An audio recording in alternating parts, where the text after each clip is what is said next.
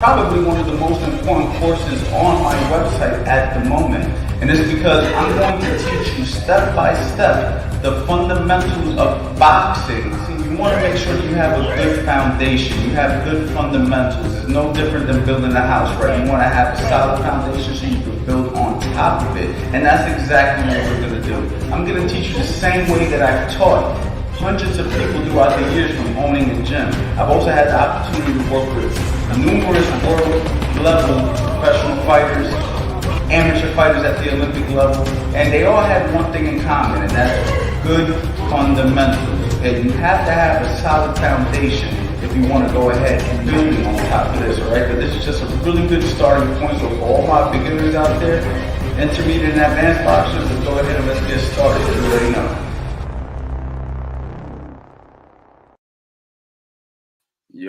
Yo, what's good, ladies and gentlemen, man? Up late, been working on the site. Got a lot of stuff coming, man. Just dropped that Build You from the Ground Up 1.0, man. Super excited about that. It's just a really good course, man. We got a bunch of stuff on there. Let me see something real quick. Show y'all something.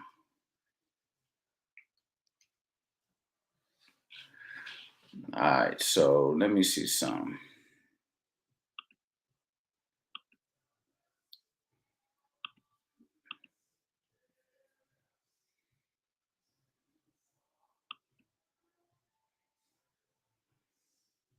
All right, so can y'all hear me?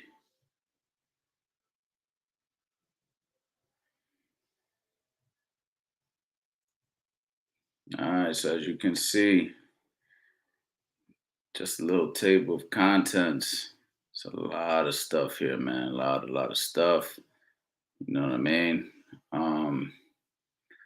So everything you're gonna get right there. Feel me? Everything you're gonna get right there. Just a lot of stuff, man. Just a lot of stuff, man. You know the deal. And I'm definitely gonna go ahead and do a sale. You already know, Ground Up 50 and get 50% off of my latest course. Just dropped it today. I typically don't do sales on courses that I drop the same day, but gonna go ahead and do a course, man. So I'm hoping you guys take advantage of that. And let's chop it up for a little bit, man. Just want to come on here, let you guys know I got a course, but let's talk a little bit, man. What you guys got going on? Benjamin Cuevas, what up, coach? What's good, champ? DOH, thanks, coach. Yes, sir. What's up, coach? I see you be working late. Yeah, man. You know, it's crazy because, hold on. It's crazy because I want to be a morning person, man, but I just be up at night, man, working. You know what I'm saying? So how's the quality look? Because I'm looking on another screen and I look a little blurry. Do I look blurry to you guys right now? Let me know if I look blurry. I'm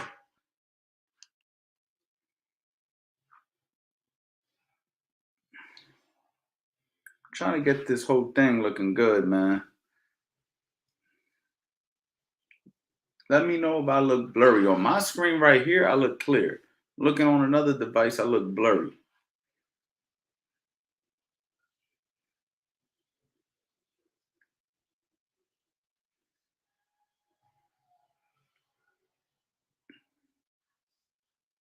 My man said, clear on my end, coach, kind of a little bit, chief. See, it's crazy because if you guys seen it from my screen right here, it looks like I'm real clear, you know what I mean? But when I look on a different computer or whatever, but man, maybe it just depends on the internet connection that you're using because this is a live stream. But anyway, man, Build You from the Ground Up, 50% off right now. Perfect for beginners. Perfect if you're trying to teach somebody the beginning steps if you do have experience. It's just really solid, man. You saw how many videos we put into it. They got quizzes, PDFs, the whole nine. It took me a while to finally get it chopped up, done. I'm just excited, man. As you can see, It is 12:26 a.m. here on the East Coast. I'm wide awake, man. Talk to me though, man. What y'all want to talk about? I'm up for a little bit. We could chop it for a minute, man. We could do Q&A. We can do boxing talk, whatever, man.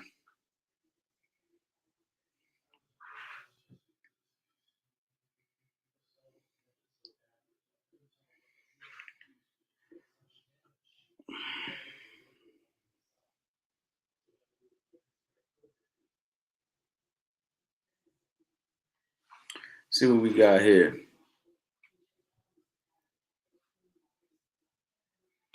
My man DOH said you gotta have that Floyd Mayweather work ethic, man. Listen, I want to be a morning person so bad. I'll probably be up till 5 in the morning today, and then I'll be getting up, I don't know, 10, 11. I hate when I do that sometimes, but as long as the work gets done, you know what I'm saying?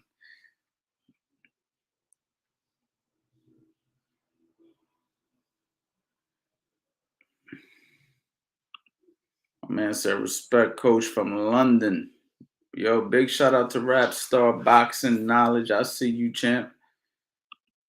Timothy Fuller, what do you charge to train a fight for one fight? I'm guessing you're saying a fighter for one fight. That all varies on the situation.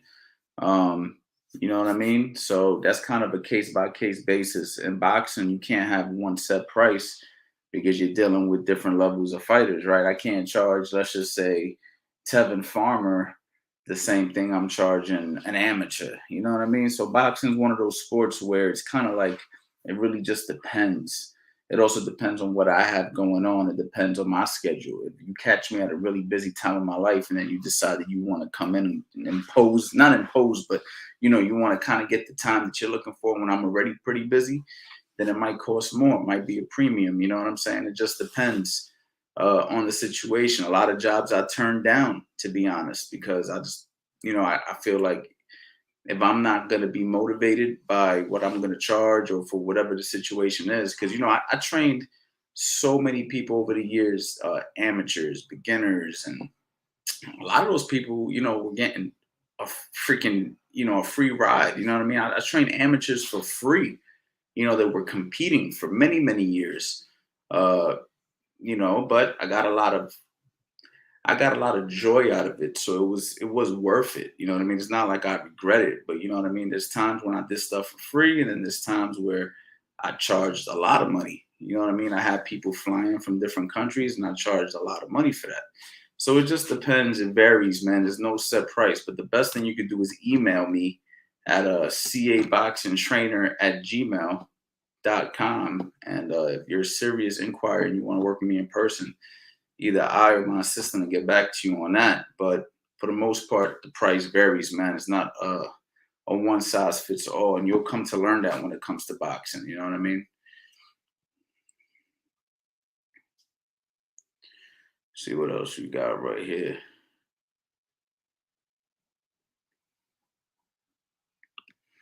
Hey, coach, is hitting a heavy bag with a weighted vest have any benefits? When I was boxing myself, I used to do that. Sometimes,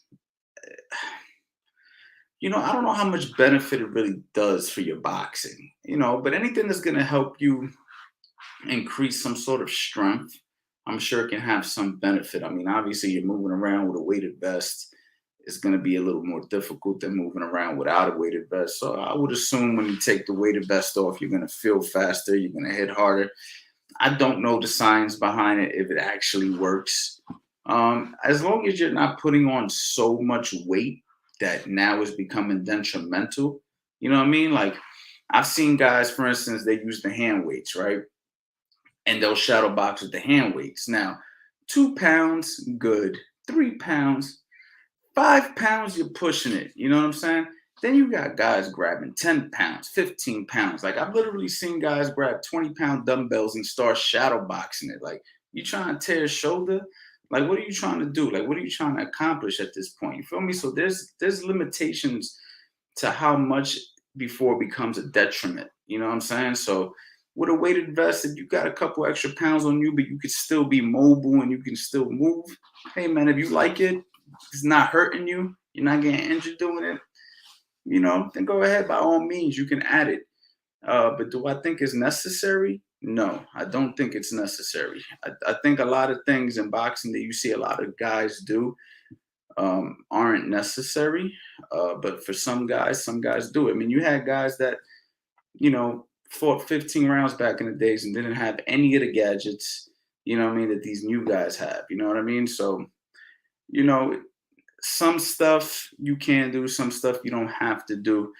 I'm not going to say don't do it though. I'm just going to say do it carefully, do it within reason, but don't base your success to stuff like that. The number one thing that you want to focus on is your fundamentals, your skills, real conditioning. When I say real conditioning, I mean sparring, heavy bag work, road work, calisthenic work and stuff like that. If you want to add a weighted vest when you're doing your pull-ups or something because you're able to knock out 20 in a clip, no problem.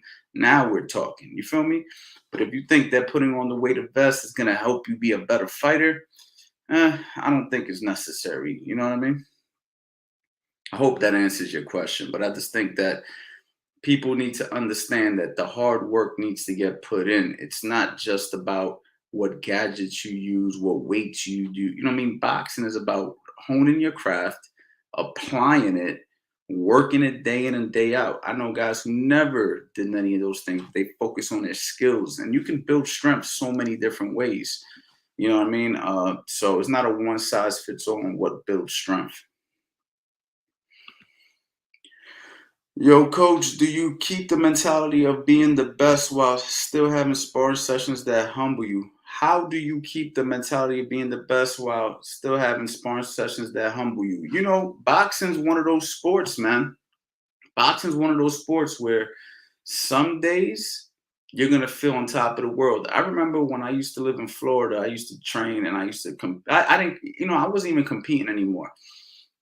This also happened when I was competing sometimes, but what would happen is I would spar and I would feel great the days I did good. I want to call everybody up. I'd be like, yo, you should have saw me today, man. I was looking good, man. I was working the jab and blah, blah, blah. Then that same dude that I was working, thinking I had him, he made an adjustment. I see him a couple of weeks later, or a week later, or whatever, sometimes 2 days later, because we would spar 2 to 3 times a week, depending on what's going on. And he'd get the best of me. And now I'm feeling like, and I couldn't get it out of my head. It bothered me. It bothered me. You know what I mean? It bothered me for 2 days sometimes until I was able to get it out my system. So to answer your question, how do you keep the mentality of being the best while still having sparring sessions that humble you? How bad do you want it? What are you boxing for? What are your real goals? Why are you really doing this? You know what I'm saying? See, for me, after a while, it became a point where I was no longer doing this to try to be a professional. I made the mental decision that I wasn't going to go pro. And boxing for me became something a little different. But at the same time, I had a lot of pride. You know what I mean? I have an ego, pride, all those things. So it would still bother. I was still very competitive. But in order to be the best, you have to have something that you're fighting for that's bigger than boxing. You know what I'm saying? Or if it's not bigger than boxing, it has to be bigger than anything that might come in your way. You might have to just say, you know, I don't care how many times I get my ass whooped. You know what I'm saying? I'm showing up the next day. And that's actually brings me to another story. I remember I was sparring this one kid, and it's funny because this kid actually fought Danny Garcia. He fought a few guys here in the New Jersey, Philadelphia area. And I remember I sparred him one time. He was super fast, Southpaw. And I remember he didn't beat me up, but he was able to get off on me because he was a little bit faster than me. So he was able to get off, right? So I'm covering up and stuff. So I was like, all right, that was cool. I showed up the next day. Then I show up the next day. I'm like, what's up, man? I'm here to get some more work. He's like, yo, you was just here yesterday. I'm like, I know. I want some more work. He's like, all right, come on. Same thing. He got off on me again. But this time, I got a little bit closer. I felt it like I was catching him more. My pressure was a little bit better. I show up the next day. He looked at me and said, dude, I ain't sparring you no more. But you see, it was like my pride, my ego, like I couldn't let it go. So you know, and he didn't spar me that third day. He denied me. You know what I'm saying? But the whole point of me saying that was like I didn't get discouraged because he got off on me. You can't get discouraged when somebody gets off on you in boxing because that's part of the game. So having the mentality to be the best, it has to be something that you really want. You really want to be the best. And you can't let little things discourage you. Forks in the road. And remember, sparring is sparring. Sparring isn't a fight. Sparring is education. So that's why a good coach uh, is also important because a coach will help you and remind you, like, listen, it ain't that serious. You learn from what you did today. He caught you because it is. Let's get back to the, working on what we need to improve on. So it's a lot of factors, man. But I think in life in general, you're gonna get knocked down a lot. So you have to be willing to overcome those things. So you have to dig deep within yourself. It has to be something that lights the fire, and everybody has a different reason. Everybody has a different reason. So find your reason. You know what I mean? I hope that helps. I know I be talking a long time sometimes on some of these question guys, so don't mind me, but sometimes I feel like that's what you gotta do, man. You really gotta answer a question in full detail from as many different angles as you can, you know what I mean? Because it's like, sometimes somebody might not understand it from one point of view or another point of view or whatever. So don't mind me, guys. I want your commentary on Tank versus I wanted your commentary on Tank versus Rolly. Can you elaborate that again? I'm not quite sure what you mean. I wanna your commentary on Tank versus Rolly. Do you want my commentary? Do you want a commentary? I'm not quite sure what you're saying. Timothy Fuller, what gym are you at? Or are you just doing your own thing? I'm just doing my own thing right now, but I go to a gym here in the my areas by the name of Keystone Boxing MMA. Big shout out to them. They be showing love and letting me use their gym. I record my videos there. That's where I recorded my course and most recent YouTube videos. And that's mainly where I go. And people meet me there for some personals here and there. I haven't been training a lot of people. I've been doing other stuff, but I am still taking on clients from time to time. And eventually I plan on getting on it full time. But with this whole Corona thing and everything going digital, I've been focusing more on this digital platform right now.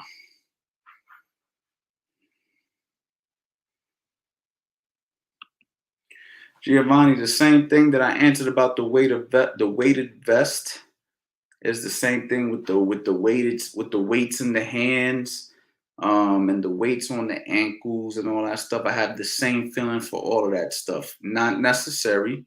Can it help? Maybe. But I wouldn't bank on it. You know what I'm saying? Being the reason why you're gonna get faster or the reason that you're gonna get better. What's gonna get you better, what's gonna get you faster, what's gonna get you stronger is gonna be training hard day in and day out, working on your fundamentals, working on your craft, and all the other stuff, little supplementations, maybe some placebo, maybe some real benefit, but not enough to bank yourself on it. So let's just say you show up to the gym and you leave those weights at home, those weighted ankle weights and then weighted wrist weights or whatever, and you don't got it with you. It's not the end of the world. Just get to work.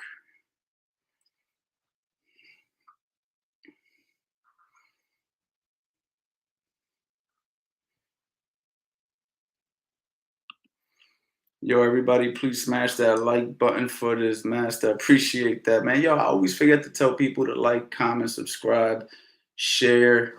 Let's help these lives grow. I know I'm random. I should definitely get better at scheduling these things, and I will. I plan on really going crazy in November with just being a little bit more organized with my time. You know what I mean? But whenever I feel inspired, I hop on here. We just released the course, Build You from the Ground Up 1.0. And like I said before, it's 50% off right now. So if you guys want to go ahead and check that out, I just shared the screen earlier, give you guys a little glimpse of what it is, show you what you're paying for. So, you know what I mean? Check that out, guys, if you guys are interested. And of course, check out all my other courses. You know what I mean? I got a bunch of stuff on there. You guys won't be disappointed.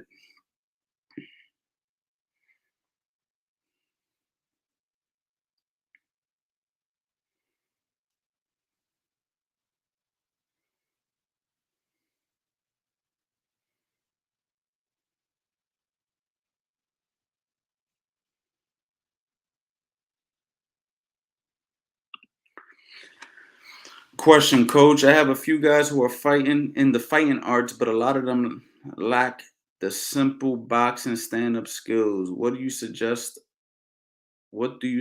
starting them on? I just dropped the course. Build you from the ground up 1.0. If you don't know anything about boxing, um, I would suggest checking out that course and, of course, applying and working on the basic fundamentals. What you don't want to do, big mistake. What you don't want to do is start teaching guys all these tactics that boxing has before the fundamentals are in place, right? So you don't want to start like, yo, we're gonna work on angles and counter punching and all these things, and their stance ain't right. You know what I mean? Their footwork ain't right. All the basic little things that are important. So what you want to do is get them basically, even if they know, let's just say for instance, they know how to grapple or do taekwondo or kickboxing or Muay Thai, whatever the fighting art is that you're guys are skillful in.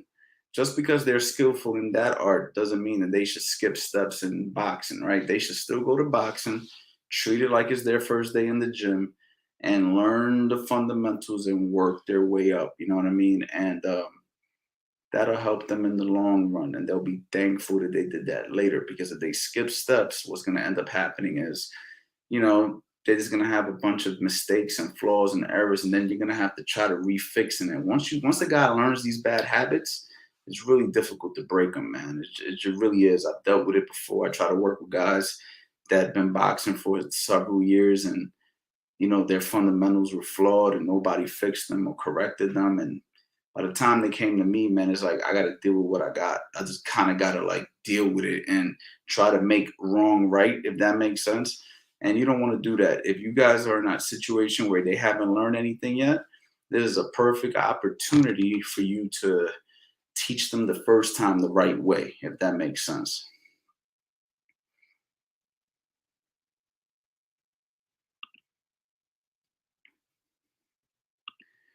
Yeah, the Rolly versus Tank fight, man. I'll be watching it, so maybe I'll do a live commentary on that for sure.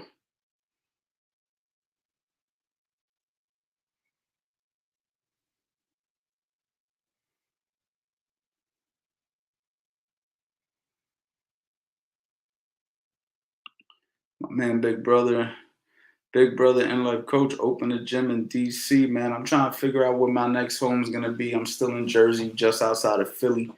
Um, Maybe I stay here, maybe I go to DC, maybe I go to Florida, maybe I don't know. Right now I'm kind of in a standstill. So we'll see what happens. What if someone an hour away wants to be trained by you? What's up, realism? Shoot me an email at CA Boxing Trainer, CA Boxing Trainer at gmail.com. And either I or my assistant will get back to you and we'll schedule something. Marty Rodriguez Dominguez, first time headed to the Nationals as a coach. It's my fighter's first time too. What can I expect, coach? I'm excited. I haven't been to the Nationals since COVID, so I don't know what's different. Last time I was in the Nationals was 2019. We went to the Olympic trials. Me and Jamar Talley.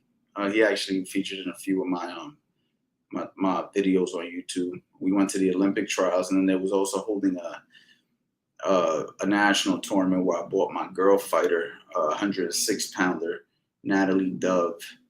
I took her out to a national. I forgot what elite tournament that was. I think that was her first elite tournament. But you can expect it really just depends how they're working that national. Maybe they might have more than one ring. The nationals I've been to had more than one ring.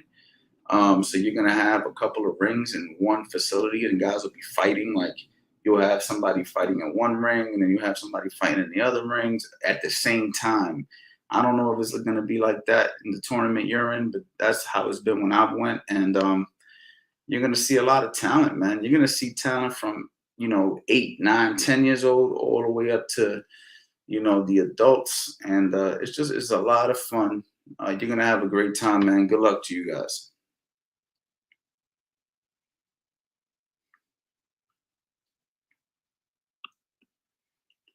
Do you have any amateur professional fights on video? I have amateur fights. I actually got one right over here, man. Hold on.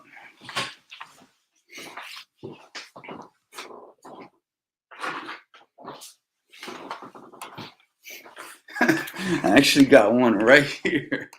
As you can see, when I was boxing, this is how they was coming. This is how they was coming. You know what I'm saying? We was recording them or whatever, and I got more of them, but they're boxed up. But I haven't even watched this, man. I probably haven't watched this in 10, 15 years. But for the most part, man, I don't have any professional fights, so I never fought professional. But for amateurs, I have quite a few. Maybe eventually I'll get those put up for you guys to check them out. Hey, coach, teach. Hey, coach, why do different coaches teach different boxing techniques? Well, you know, everybody's different. Everybody has different preferences. Everybody was taught by different coaches. So I just think it comes down to the pedigree of what you were, you know, how you learned, who you learned from, and then of course your own personality and how you twist off. But that's why it's important to know who you're learning from, because just because a person's a coach and just because they're teaching you something doesn't necessarily mean they're teaching you the best approach. You know what I mean? You have to make sure you do your homework. You have to make sure you know who the coach is, what they're teaching. Do your own research. Watch boxing. Figure out the style of boxing that you want to, you know, learn. Figure out your personal attributes and what you're good at, and you know, try to make sense from there. You know, I've had many coaches over the years, but the coaches that I had that were really good stuck with me, and that's the reason I think I'm able to teach, because I've had some fantastic teachers who just have taught me really, really well and explained to me in full detail what I wanted to learn. And that's really what teaching is about communications, is about questions and answers, is about having the right answers to the question, the best answer. And when somebody when you ask your coach a question, they should be able to answer these questions on a drop of a dime, and they should be educated, and they need to make sense to you. You know what I mean? And if they don't make sense, you need to be open and say, well, hold on, that doesn't make sense. Can you elaborate further? And if they can't answer, if they can't demonstrate, you know, those are red flags. So, you know, for me, that's why I have a YouTube channel, and that's why I'm able to do these Q&As, because I want you guys to ask me questions. I want to answer them. If you see me hesitating or like, then or going on Google trying to find the answer, like, you feel what I'm saying? Like, you kind of know who's giving you real information when you meet them, whether that's boxing or anything. So I know that's not what you're asking me, but you're asking me, why do coaches teach different techniques? It's because everybody's taught differently and they're teaching what they know. But your thing needs to be, you need to make sure you know what you're learning, who you're learning from, and when you apply it, does it work? You know what I mean? You're the man, Coach Anthony. Need more coaches like you. I appreciate you, champ. Trying to go through all these questions right here. My man Wanda says, a lot of people say timing beats speeds. What are drills to develop this attribute? In other words, how to improve timing? Are there options when working alone? One bag that you could use for timing is the double M bag. You know, the ball with the strings, right? And it comes at you, because when you hit it, pop, pop, pop, you know, that thing is going to be swinging, and you kind of got to, like, pop, you got to time it, pop, you got to time it. The speed bag is really more for timing and your shoulders than it really is for speed. So that can help. You know what I'm saying? And sparring, in sparring, you have to learn how to time your shots. So that's why, like, mitt work is good, because, for instance, mitt work has gotten a really bad rap over the years because a lot of guys overuse mitt work, right? You have a lot of guys out there that do a lot of fancy mitt work, like the Floyd Mayweather stuff, which I have no problem with because I do it myself. I could do the Floyd Mayweather. Listen, I could do the Floyd Mayweather rendition as good as anybody. You know what I'm saying? But it's gotten a lot of bad rep because a lot of guys have, overused that, for social media purposes and stuff like that. But mitt work can actually be a great training tool if used correctly, right? So we can work some of those drills on the mitts. You know what I mean? I can work different things on the mitts. Like maybe I could throw a right hand at you, get you to slip, and then rip a hook to the body, right? So if I go whoop and you slip it and you dig that hook to the body, bang, but we do it in different timings, then you get used to seeing a straight shot. And when you see the straight shot, you move, you rip. And that's why it takes a trainer who knows how to demonstrate and knows how that speed should be and knows how those things should happen and how you should be reacting. And that will help you with your timing. You know what I mean? So we have to get used to seeing things coming at you and then timing from there. You know what I mean? So the heavy bags that move, they're like the regular bags that move, because you got a lot of these heavy bags now. They don't really move, right? They're like kickboxing bags. They like are long, and then when you hit them, they don't move that much. But the real heavy bags that move, like when you hit it and it comes at you, and then you have to go at the bag, like the original ones, the ones that I grew up hitting, those bags are actually good because then you got to time that bag coming forward and back and going to it and back. So basically, a whole boxing routine is what's going to help you with timing, as long as you train properly and have the right guidance. But some things also are genetic, right? Like some guys are faster naturally, some guys hit harder naturally, and some guys have good timing naturally. So that's another thing. Genetic makeup has a lot to do with your boxing ability. And a lot of people don't like to talk about that. A lot of people think that you can just learn anything. And the truth of the fact of the matter is, we have to play to our strengths, right? You have guys who are super aggressive and they do well. And then you have guys who are super defensive and slick and they do well. And then you have other guys who are just lightning fast and they do well. And other guys like Mike Tyson who could knock you. Imagine teaching Paulie Malignaggi to fight like Mike Tyson. Anybody who knows Paulie Malignaggi knows he had like 9 knockouts, right? Like, imagine taking him to Customato and saying, Customato, we want him to fight like Mike Tyson. Not going to get that great results, right? Because his genetic makeup isn't of a guy that punches hard like that. I mean, he can try, he can maybe look like Mike Tyson, but he's going to get himself hurt. He's more of a guy that has to use elusiveness, skills, and these different things because of his limitations. So, you have to know what your strengths are as well. But can you improve your timing? Yes, improve it with the double M bag, speed bag, use the heavy bags, the original ones that move. Get a trainer who knows how to work the mitts and get your rounds in sparring. The more you spar, the more you'll get the timing down because the sparring is the real simulation of a fight. And if you really want to get good at fighting, you have to train boxing, I should say. And that happens in sparring. You can't really you can hit bags all day, you can hit speed bags all day, but you're never really going to improve that till you start sparring. So there goes my 10-minute rant on a question, but I hope that helps. Raider, what's up, coach? What's good, champ?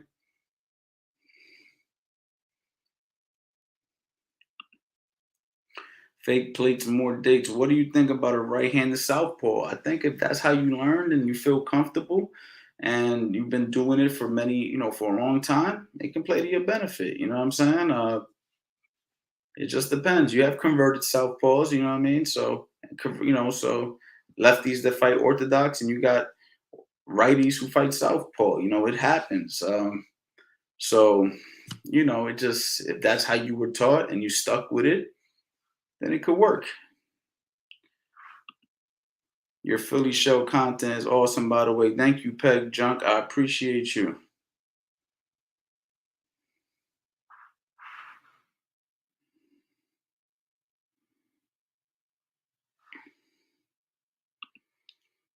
Thanks, coach, for the reply. No problem, my brother.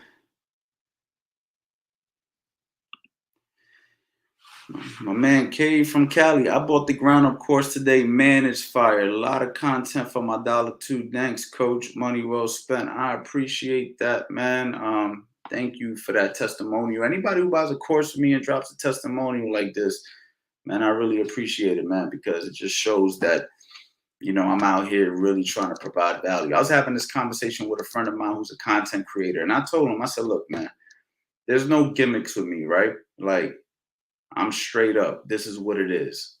I want to make a living, so I sell courses. So, do I want you to purchase something from me? Yes. Do I want to provide value when I sell you something? Yes. So, I make sure that I sell you something with a lot of value in exchange for the price that I'm charging you. You know what I'm saying? And not to say I don't have a lot of free stuff, because if you go to my YouTube channel, you'll see I got hundreds of videos. But I just appreciate people who are willing to support. And my goal is that you're fully satisfied when you purchase from me, right? I don't want to be this guy, this snake oil. Is it snake oil salesman? I don't even know the term, but you know what I'm saying. I'm not trying to be this salesman who sells you some BS. I want to be that guy that when you buy something from me, you're like, damn, that was good. I want to get another one. What the hell? Once he dropping something else. So, that's my goal, man. Provide value. And thank you for your support, man. I highly appreciate it.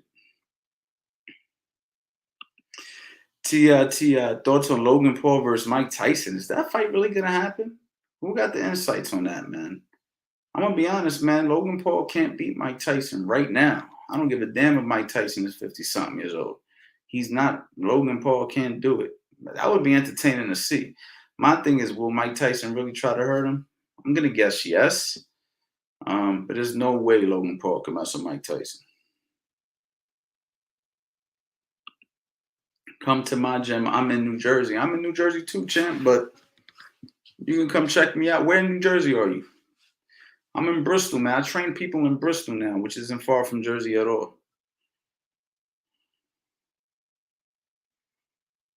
What's the name of your gym?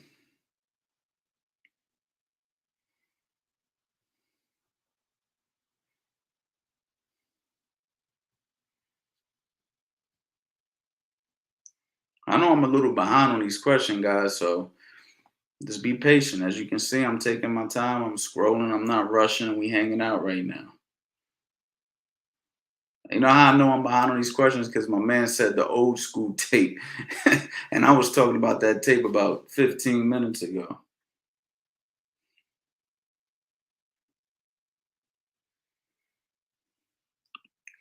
All right, my fighter is 1-1 and just lost his second amateur fight, and he just looked gas from opening bell to end. I don't know if he needs to run more or look at his nutrition. Any tips? That's gonna have to be a personal thing. I can't answer that question for you, okay? And I know you may say, well, why can't you answer that question? It's because I don't know what you guys are doing.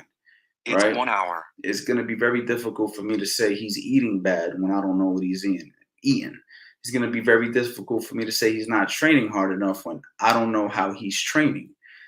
This is your fighter. These are the things that you know. So I would say you need to know how he's eating. You need to make sure he's doing the exercises that need to be done. Now, I don't know what kind of experience you have as a coach, but you have to really know how to prepare a fighter. And if he's doing everything that a fighter should be doing to get prepared, and he's still getting gassed and he's still getting tired, then he might have anxiety.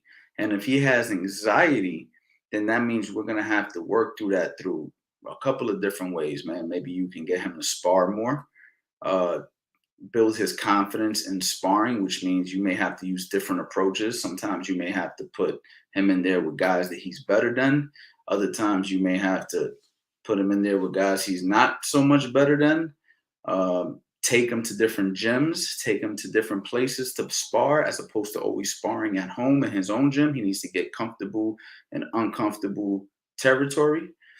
And that's it. But one thing that used to really help me when I was getting ready for competition, back when I used to train, and the gym that I used to train out of in Florida was the Boca Raton Police Athletic League. They had a really good amateur boxing program at the time. And they used to have criterias. They had certain criteria. So, like, and this is something that stuck with me, and I use it with my fighters now. If you couldn't do a certain amount of things, for instance, let's just say punch out heavy bag drills. If you couldn't do 4 rounds if you couldn't complete 4 rounds of sparring, if you couldn't complete your run that we used to do as a group, if you couldn't do the sprints, if you couldn't complete these things, then you weren't eligible to compete. And what they would do is they would have everybody's name on the board with your fight date and your name and your age and everything like that. And if you didn't live up to the criteria, then they would pull you out of the fight. They would say, you can't fight. Why can't I fight? Well, you're not doing the run. You're not hitting, you're not finishing your round sparring. You know what I mean? So now that you have these criterias, your fighter knows what the criterias are. Now he has to live up to them. Now it's up to you to create your own criterias, you know what I'm saying? Which I have my own that I've created over the years from, working with guys, working with world champions or whatnot. But you have to have your own set of criterias. You see what I'm saying? And your fighter has to be able to live up to them. If he is not living up to the criterias in the gym, then he should not be competing.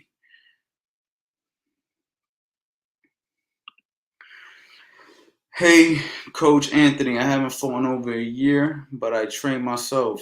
How do I start to spar? Okay, let me reread this. Hey, Coach Anthony, I haven't fought in over a year, but I train myself. When do I start back sparring, I guess, and how easy I should take it? Listen, I'm not a big fan of the whole training yourself, sparring on your own thing. I think that should be under the supervision of a coach. So, it's going to be along the lines of basically of what I just said. Is going to be you having certain criterias, you know what I'm saying? So it's going to come down to basically everything I just said in my previous thing, but you're doing it by yourself. But my number one suggestion to you is to get in a gym where competition and sparring is happening and let somebody guide you in those situations, because sparring is serious. It's not a game. You can get hurt and you can hurt somebody. So you should definitely be supervised by a professional when sparring.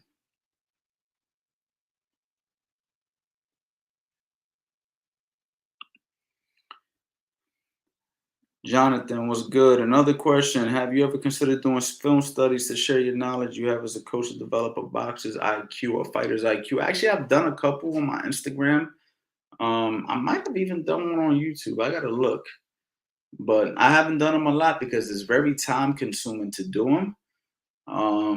So I got to figure out like an easier system on how I would like to do it. But yeah, I've thought about it and I've done it a few times. I may add it to my repertoire for sure.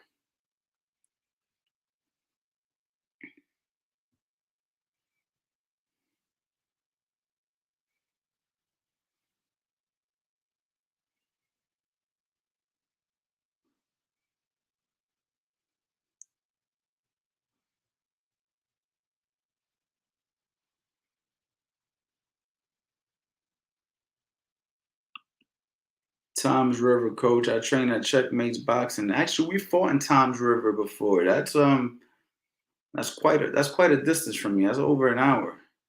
But yeah, I'm familiar.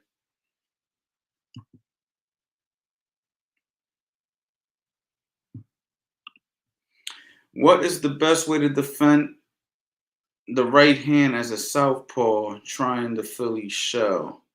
I was taught the forearm block, but is there an other way?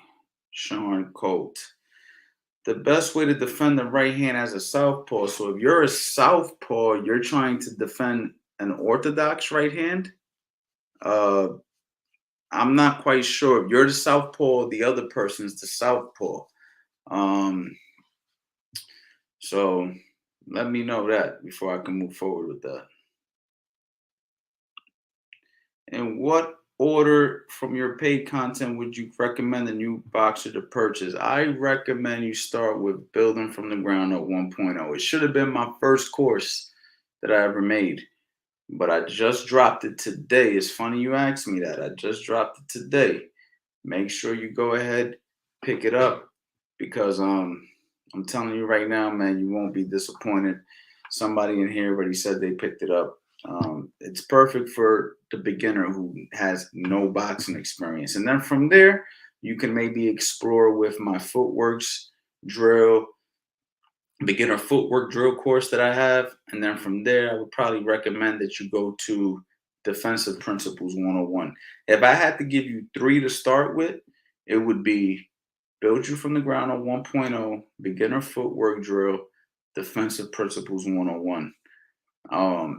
That would be a solid three to start with. So, yeah, start there. You know what, man? I wasn't gonna do this today, but you showing love, man. We're gonna do the CA Power Hour, man. 75% off all the courses, man. Build You from the Ground Up. I don't believe I got Build You from the Ground Up on there though. Build You from the Ground Up, though, I do have a different code. It's Ground Up 50. I usually never give a discount when I just drop a course because it's fresh. You know what I'm saying? But I'm doing 50% off for that. So any other course you guys want, you can go ahead and get it for 75% off. But the Build You from the Ground Up, that's 50% off. Brand new. You know what I'm saying? Go check those out.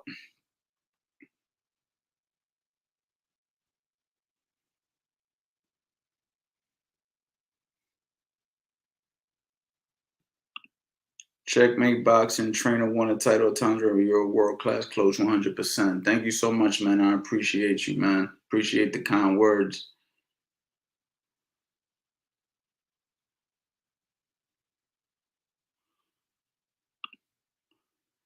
Please show some love and hit that like button. Thank you, man. I appreciate it, man.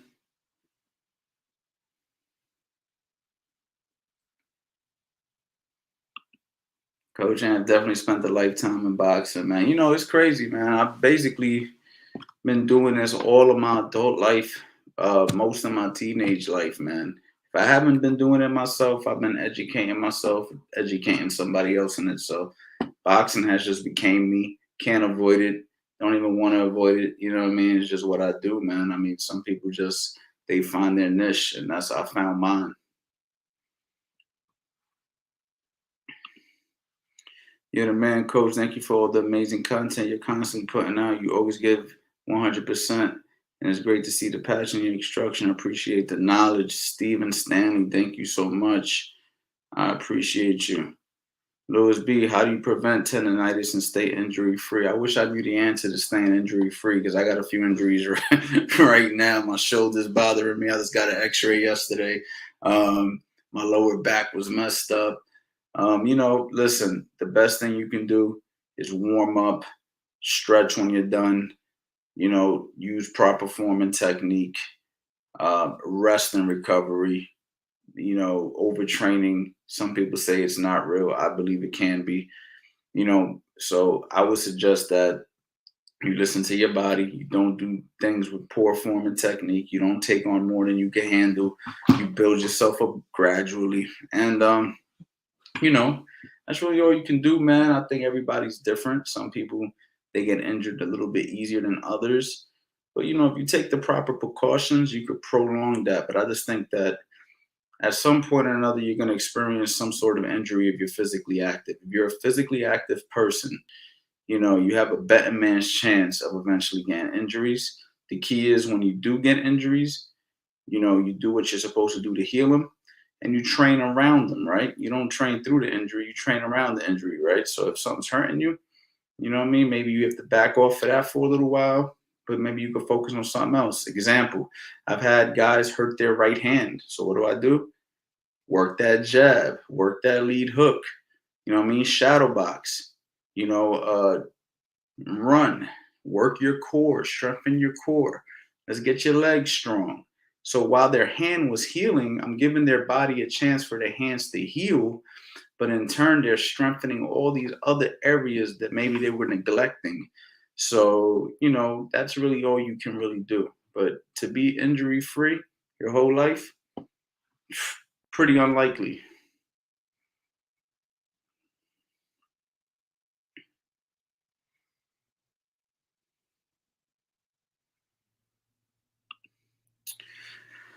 Coach, I am the Southpaw, but people have been in the ring with orthodox. So how would I defend if someone throws the right hand at me? All right, so I'm gonna give you a little tip. Um, if someone's throwing the right hand at you, one thing you can do is basically what Southpaws are known to do. And I actually have a course, Southpaw versus Orthodox, that I just said is 75% off if you use that CA Power Hour. But you can simply bend the waist when somebody throws a cross at me. So, for instance, I am a Orthodox fighter. You are Southpaw. I'm Orthodox, right? And I'm in a Philly show, right? Because you said you like to fight out of the Philly show. Well, if you're Southpaw, that means your jab is coming on this side, your hook is coming on this side, your cross is coming down the line. When you throw that cross, I'm simply going to bend the waist. From right there, I am going to slide to my right. All right, so you can also catch the right hand, like if you're blocking the hook. You know, if someone's throwing a cross at you, you can catch it like you're blocking the hook. You know what I mean? You can even use the hand catcher like this. It's a little riskier. You know what I mean? You can step back, circle. You can slip, right? You can bend the waist, pivot, slide out to your right. So that's really the things you can do right there if somebody's throwing the cross at you. So if Southpaw's throwing a cross at me, like I said, he's throwing a cross. If he catches me in the middle, I'm just simply going to bend my waist and slide out, because once I bend the waist, I don't want to come back up, because if someone throws a cross at me, I bend the waist, come back up. That right hook can catch me right there. So what I'm going to do is I'm going to bend that waist, slide to my right, take away any additional right hand he's throwing, because I'm fighting a southpaw. So if I'm a southpaw, right-handed fighter throws the right hand at me, I'm bending the waist, sliding to my left. Okay, because I'm the southpaw. So when the right-handed fighter throws the right hand at me, I'm bending to the waist and I'm sliding to my left, taking away any left hook that the orthodox fighter has. So we cover that and how to box the opposite stance. I got Fast Eddie Chambers on there, 48 professional fights, world-class fighter, fought for the title of the world. He can fight both stance. Great demonstrating partner, full detail. Check it out. We talk about everything, all the tactics against the opposite stance. So I highly suggest it.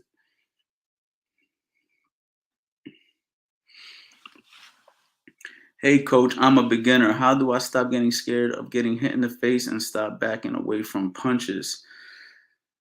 Well, you can do drills, beginner drills. You know, you have to learn how to do some of them. You can do beginner drills, you know, like for instance, I throw the jab, you catch. You know what I mean? I throw the jab, cross, you catch, block. You know, I throw the 1, 2, 3, you catch, block, block. You know, little simple drills like that, and get used to the impact. Get used to the impact. Get used to catching, because, you know, your body has to get used to the impact, you know? I remember my old trainer would do something to me where he'd be like, just touch him. And I'd be like, what do you mean just touch him? He'd be like, just touch him, and people don't like being touched. So what he would do is he would like go like this to my shoulder. He'd be like, that hurt? I'd be like, nah. He'd be like, did that hurt? I'd be like, nah. He said, but do you like it? And I'm getting a little annoyed. I'm like, yo, get off me, man. Like, stop hitting my shoulder. But he was merely just going like this. He was basically showing me that just touching a person will frustrate them, will hurt, you know, make them act a little out of character. So you have to get used to the touches. You got to get used to the touches. You know, nothing. That's nothing. That's nothing. That's nothing. You know what I mean?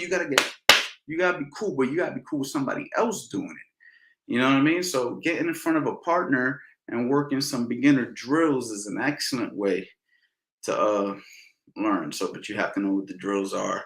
You have to have the right partner, because then guys try to knock you out, then it turns into a fight. So there's some disclaimers there, but with the right supervision, beginner drills is the key to get you prepared for sparring.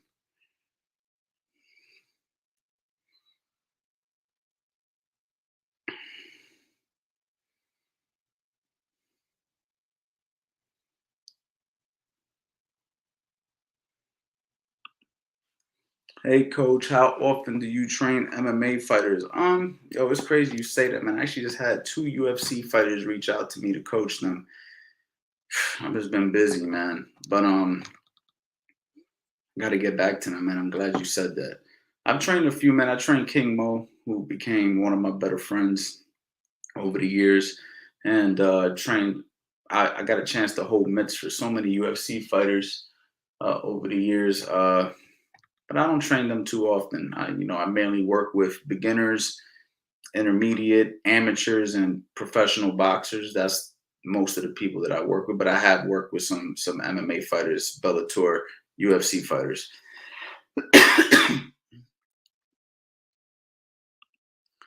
Can I learn boxing and become good at it without the boxing, without going to boxing, and also without sparring?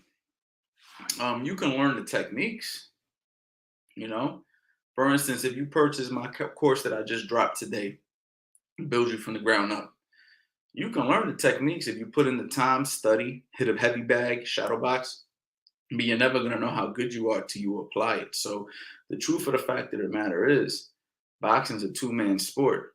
So you need somebody else at some point of your journey to improve, to actually improve, to actually get better. So can you develop some fundamentals? Can you develop some skills and some understanding? Absolutely. Absolutely. But, how good are you actually going to be? Uh, you're not going to know till you actually get in there. So eventually you're going to have to test yourself.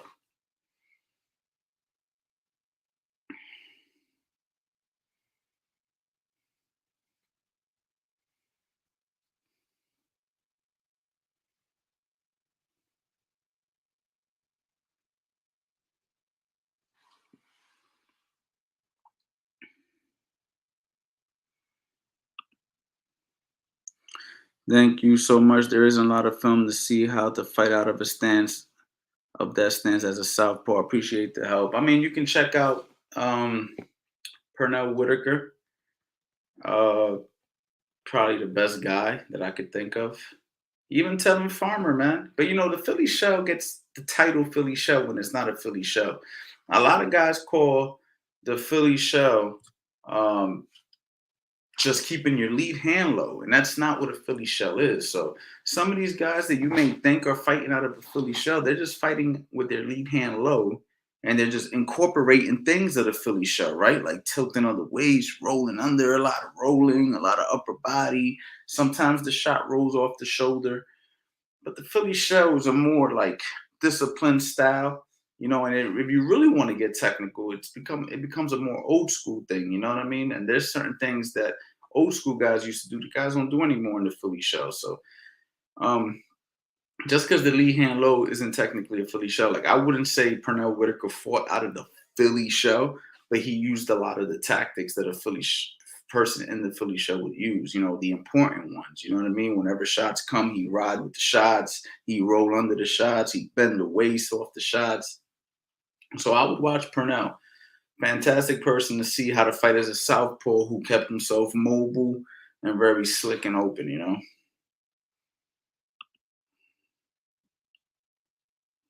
Thanks, coach. I appreciate it, man. I appreciate you, my guy. For y'all who did not see the Build You from the Ground Up commercial, I'm gonna go grab a drink real quick, play it real quick. I'll be right back. This is Build You from the Ground Up, probably one of the most important courses on my website at the moment. And it's because I'm going to teach you step by step the fundamentals of boxing. See, you want to make sure you have a good foundation, you have good fundamentals. It's no different than building a house, right? You want to have a solid foundation so you can build on top of it. And that's exactly what we're going to do. I'm going to teach you the same way that I've taught hundreds of people throughout the years from owning a gym. I've also had the opportunity to work with numerous world level professional fighters, amateur fighters at the Olympic level, and they all had one thing in common, and that's good fundamentals. Okay, you have to have a solid foundation if you want to go ahead and build on top of this, all right? But this is just a really good starting point. So for all my beginners out there, intermediate and advanced boxers, let's go ahead and let's get started. You already know.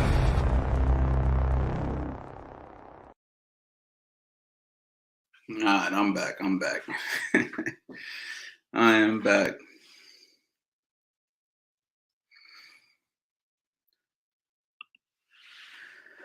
What age is too late to do amateur fights?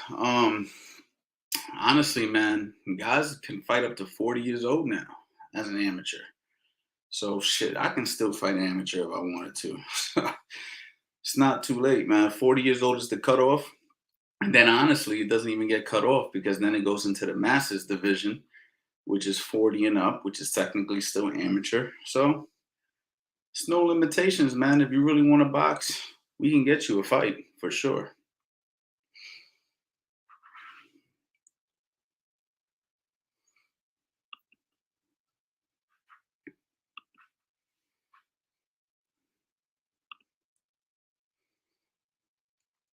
Yeah, man, for sure, man. You could definitely still fight up until 40 years old. And that's just USA boxing, man. So you got a chance, man.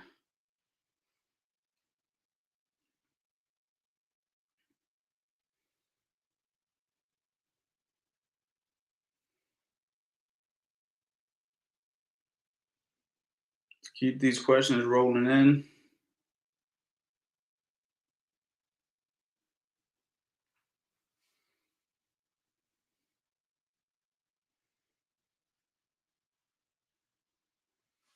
Keep these questions rolling in. Let's see what's going on here. Give me 1 second, guys.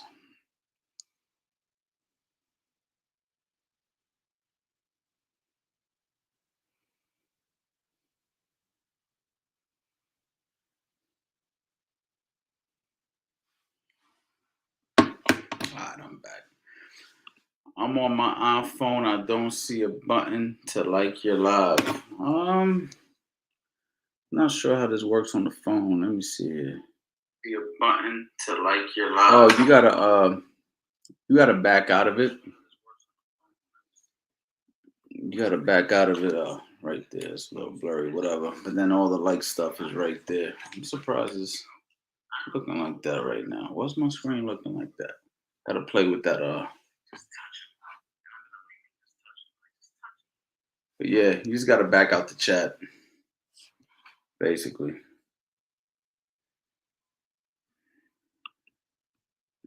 I also struggle to get my diet straight. I love training, but I eat crazy. Yo, join the club, man.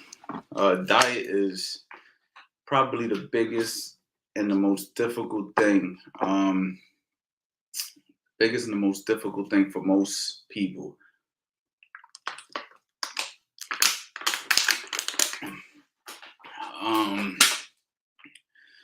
You have to really, really make that a priority. You know, if you don't make it a priority, you're gonna struggle with it the rest of your life. I'm struggling with it now, honestly. But I'm making the decision day in and day out to try to be conscious about my diet and my nutrition.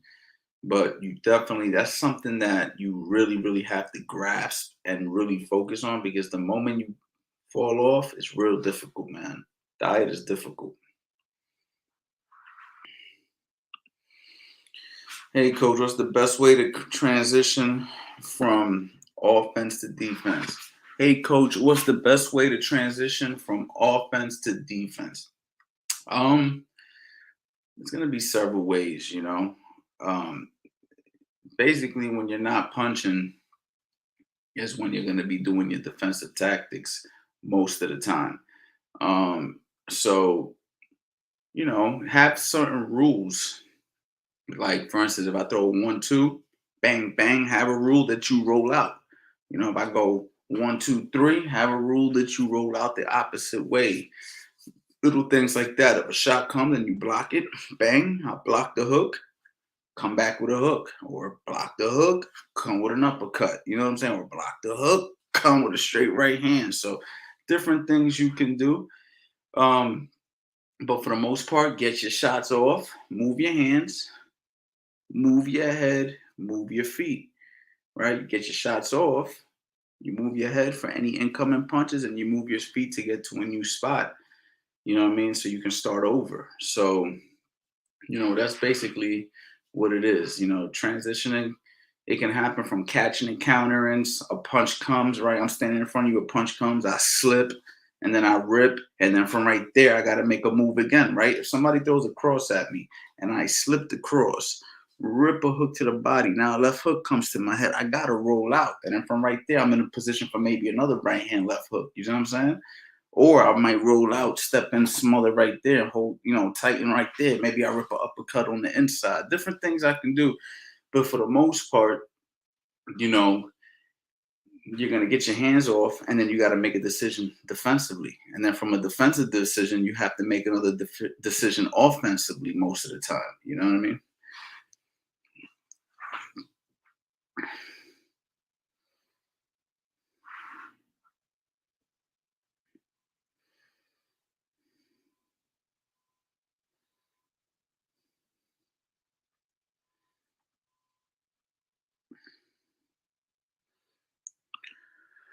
What drew you to boxing? I love this question because the truth is, man, it was my grandmother. My grandmother drew me to boxing. Um, my grandmother, when I was young, I used to sit there and she used to watch Telemundo. I'm Puerto Rican. My grandmother's Puerto Rican. And I used to watch boxing with her, and you know, she would play it all the time, and I'd just be watching the Spanish channel with her, Spanish channel, watching the fights or whatever. And I just always liked it. You know what I'm saying? I just always thought it was dope. And then I grew up in New York, so it was like real easy for me to fall in love with fighting because in New York City, everybody thought they could fight. Even the cats who can't fight think they could fight. You know what I mean? So I'm in New York, I mean, growing up in this, in the city, and I got my grandmother, she's watching boxing. I'm watching kids slap box outside. I'm watching, Tyson and all these guys, you know what I mean? And I'm just getting inspired. And then I walked into a boxing gym one day, a little bit cocky, a little bit arrogant. The coach was like, "Yo, you ever boxed before?" I said, "Man, I'm from the streets, man. We fight every day." I'm giving him that cocky answer. It's probably the answer he wanted to hear. So he was like, "Oh yeah, all right, cool. Get a headgear." So he tosses me the headgear. I put it on, and he puts me in the ring with a kid that probably weighed 30, 40 pounds smaller than me. And the kid was like a 2 or 3 time Golden Glove champion. I never even sparred before. So he puts me in the ring. Now, this is the crazy part of the story. Like, this is a true story. I ain't making this up. They had a newspaper coming in that day to do an article on this kid. You feel me? So I come in cocky. The coach gives me a headgear. I put the headgear on.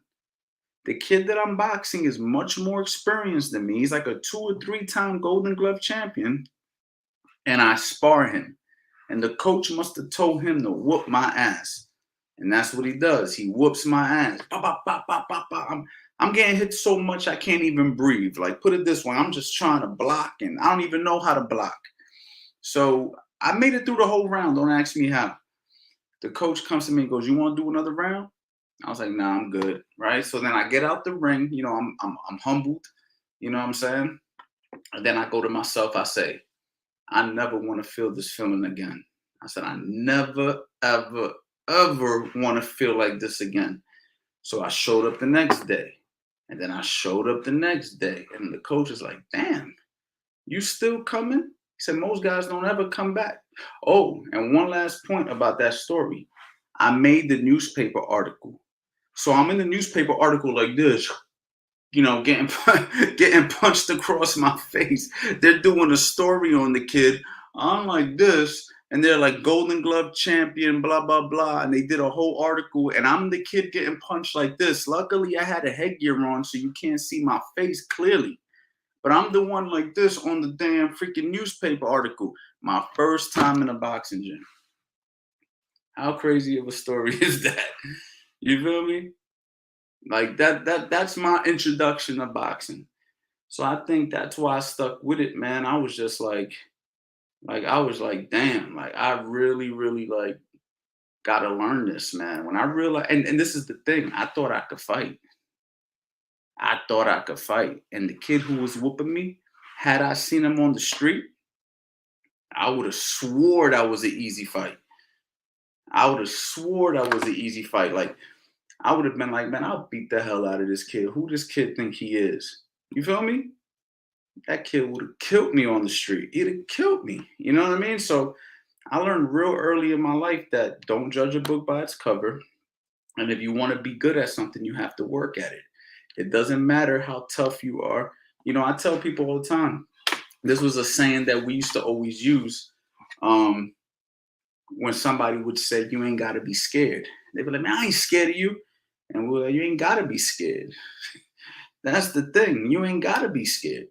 So you can be as brave as you want and still get your ass beat. You feel me? You ain't got to be scared to get beat up. You know what I mean? We would use a little bit more of foul language when we would say that term, if you get my drift. But you ain't got to be scared. You can be toughest guy on the block and get knocked out. So That's what boxing did. And then what ends up happening is you learn how to box, you learn how to defend yourself, and all those urges to try to prove yourself on the street go away. You start to really just hone into boxing. And that was the beauty of it. Like you think, oh yeah, I'm gonna learn how to fight and I'm gonna be whooping everybody. And then what ends up happening is you don't even think like that no more, man. You avoid fights. You start figuring out ways to avoid them. You know what I mean? But you want the challenge, but you want it in the boxing gym. You don't want that challenge on the street no more. Now you're looking in the gym. You're looking at guys that are good. Like, yo, I want to spar him. I want to see how I do against him.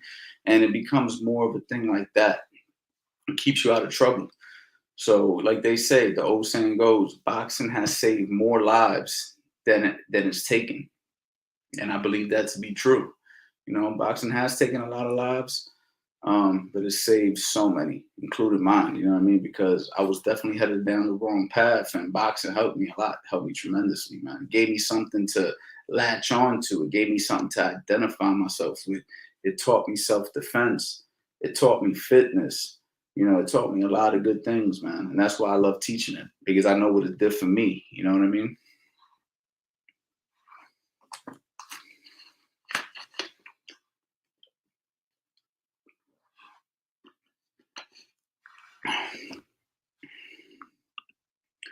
My man said crazy stories, dude.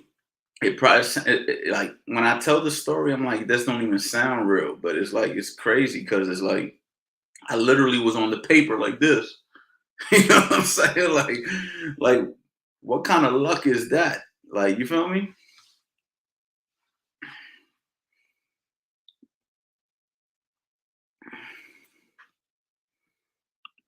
Harry G, did you have any amateur fights? Yes, I did. I fought amateur.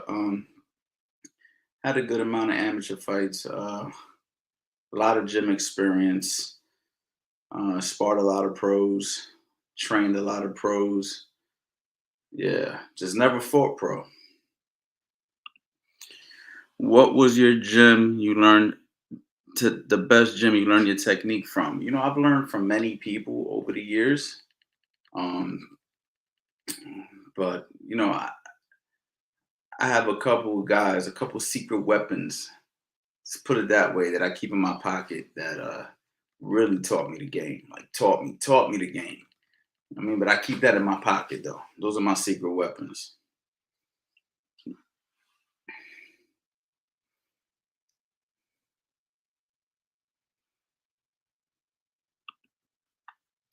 So great to hear that story. Thanks for sharing. How do you deal with fighters who have pain, have injuries, or physical limitations? We have to work around the injuries. We have to be careful. You know, I know my limitations as a coach as far as what I'm willing to take on and what I'm not willing to take on. If you have like a really bad injury, I'm not gonna act like a doctor.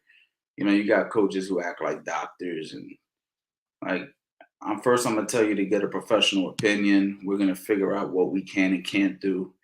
We're gonna move forward from there. My specialty is teaching the art and science of boxing, but sometimes when there's certain injuries and certain limitations, sometimes you need another person, another professional who can come in and say, listen, if we're gonna box, then we have to do this, this, and this. You know what I mean?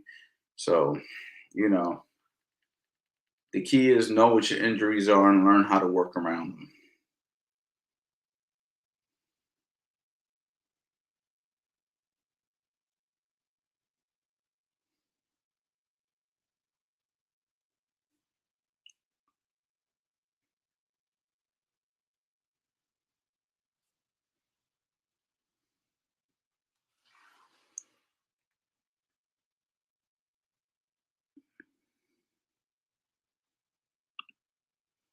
Dre the boxer, first bout next Saturday. After hearing that story, I'm about to get a mini workout.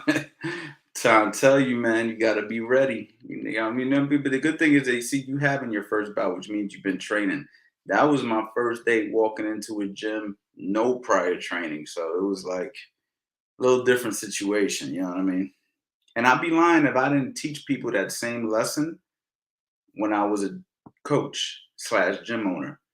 I've had people come in and it's like something that gets passed down, right? Like I came in cocky and arrogant, So therefore, I got humbled. Somebody comes in cocky and arrogant, they get humbled. You know what I'm saying? I'll be lying to you if I didn't humble a few people as a coach along my journey. Uh, and when I say that, I don't mean me getting in the ring, which I've done that myself as well. I've humbled a few myself, but I've also humbled guys where they come into my gym and they bring a kid and their kid is good, and I'm, oh yeah, okay, I got somebody for you, and I go get one of my gunners. You feel me? I've done that before a couple of times. It's just it's boxing tradition, man. You gotta humble some people sometimes. Is what is this part of the game?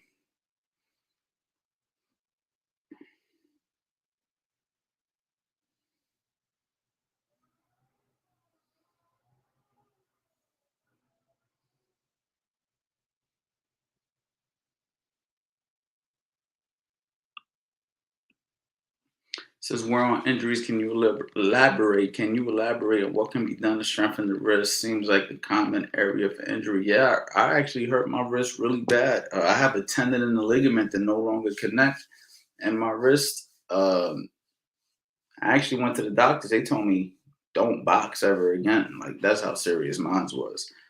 Messed it up in a fight, and it's never been the same. Um, I don't know, man. You can use the things that you squeeze. You can do forearm exercises. The key is prevention. So don't wait till your wrist is injured to start strengthening your wrist, which a lot of people do. A lot of people want to work on, and this goes for all injuries. A lot of people want to work on areas after the fact. The key is prevent the injury. So whatever if you have good wrists now, maybe you should look into wrist strengthening exercises and just make them even stronger. You know what I mean? Uh, Stuff like that. If you after your workouts you're not stretching, maybe you should add some stretching. Don't wait till you pull something to be like, oh, I should have been stretching. You know what I mean? You want to prevent stuff. So the key is prevention. Prevent the injuries. Don't wait till you get injured. So, do some research, man. There's different things you can do for every part of your body. So you may want to just look into those things. You know what I mean?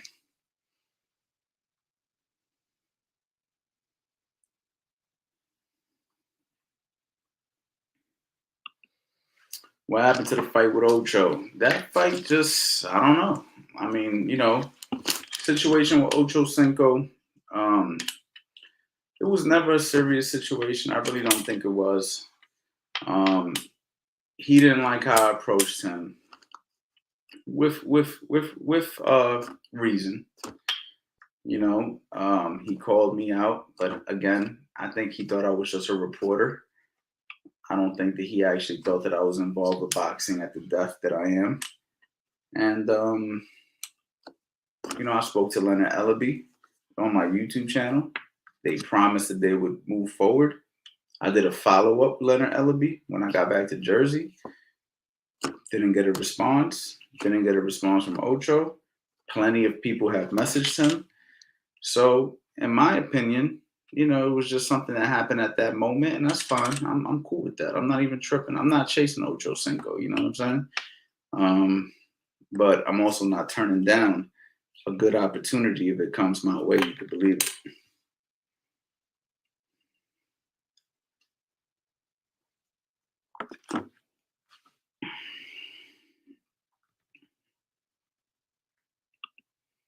How to stop pushing punches?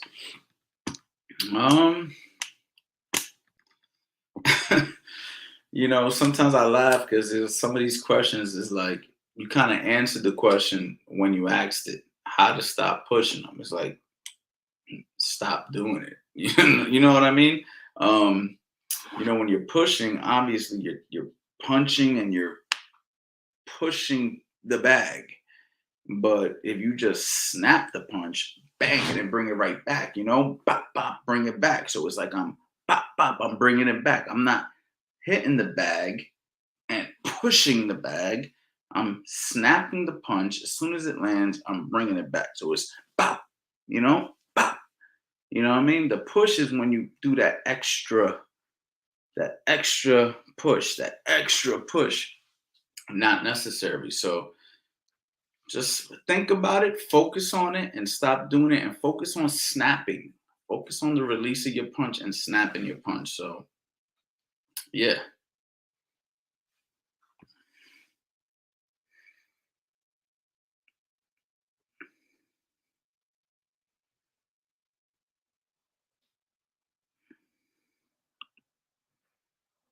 Just relax. Yeah. Super J. Cole fan. Good one. Relax. Coach, you should do a live commentary on the next boxing fight on here. You know what? I've had a few people say that. So, I'm going to have to listen to the people and I'm going to do that. So, I'll do a live commentary. I'm not sure which fight I'm gonna do it for, but I'll definitely do it. We'll see how it goes. Maybe the Canelo Plant. Should it be Canelo Plant? I was thinking about going to Vegas for Canelo Plant, but if I don't go to Vegas, maybe we'll do that one.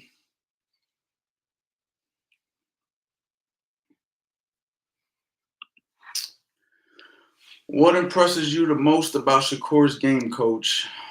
Oh man, let me tell you. I was really impressed by him. Actually, I was impressed by him when I seen him spar in person. I had the opportunity to see Shakur spar at a gym that I was training Tevin Farmer out of back in, a couple years ago, back when Tevin was the most active lightweight in the world before he became the most inactive lightweight. But Shakur Stevenson actually came down to the gym and he was sparring one of the professional fighters that trained in the gym. And man, I knew at that moment how good Shakur Stevenson was. I was like, wow. I think the kid that he was sparring was at the time, um, I don't know, 12, 13 and 0. And he couldn't even touch Shakur, man. Like he literally went 10 rounds and did not land a punch on Shakur Stevenson. And Stevenson was just super alert, super sharp. So the main thing that I like about Shakur Stevenson is his focus. He is very focused. Um, he is very alert. And that's what impresses me the most about Shakur Stevenson. It reminds me of Floyd Mayweather. Now, when I say Floyd Mayweather, I don't mean the style. I try to tell people this all the time. He doesn't remind me of Floyd Mayweather stylistically. He reminds me of Floyd Mayweather in terms of discipline to what he does, um, and his alertness. His eyes, they're wide open and like a cat. He's just like super in tune in what he's doing and what's in front of him. And that's what impresses me the most about Shakur.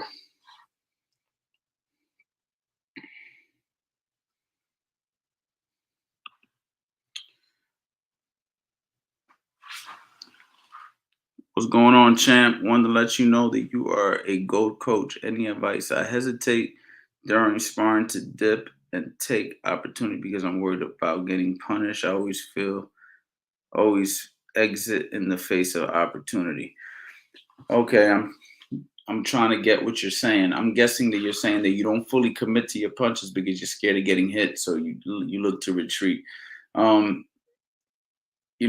I'm gonna sit here and say that that's something you're gonna have to work on. You have to work on that in your sparring because you can't always look to retreat. At some point, you have to be ready to mix it up, and you have to be willing to take a chance. Boxing's a risk. The moment you step inside those ropes and decide that you're gonna box another man, you're taking a risk. So you can't be scared of risk when you're boxing. You have to take chances. They have to be calculated. They have to be intelligent.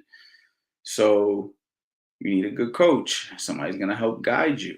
But at the same time, you have to be willing to take chances. There's no way you can go far in boxing without being willing to take some chances. You have to be willing. Doesn't mean you have to take chances every 5 seconds, but you have to be willing. Learn the game, learn the fundamentals, make sure they're solid, and up your sparring. Get more sparring and work on what needs to be worked on. You may need to have your trainer help you with this, but you're definitely going to have to, at some point, break out of this. And the only way you can really do that is through repetition. So you're going to have to spar. Um, and that's really all I can tell you, man. Just up your sparring.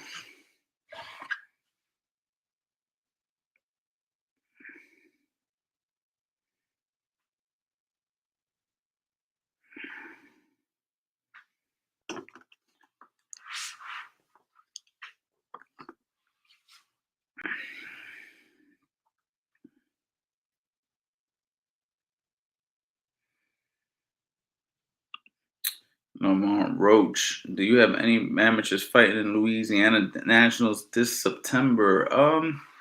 I think Natalie was asking me about that. She's my female fighter. I haven't trained her in over a year, so I'm gonna say no.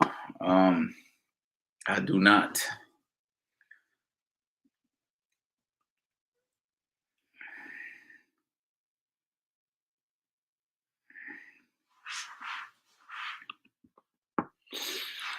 Does the sport of boxing attract bullies slash people with issues? Almost every gym I have been to has at least one gym bully. Yeah, look, man, when you're dealing with fighters, you have to understand you're dealing with bullies. Uh, you're dealing with a-holes. You're dealing with not so nice people.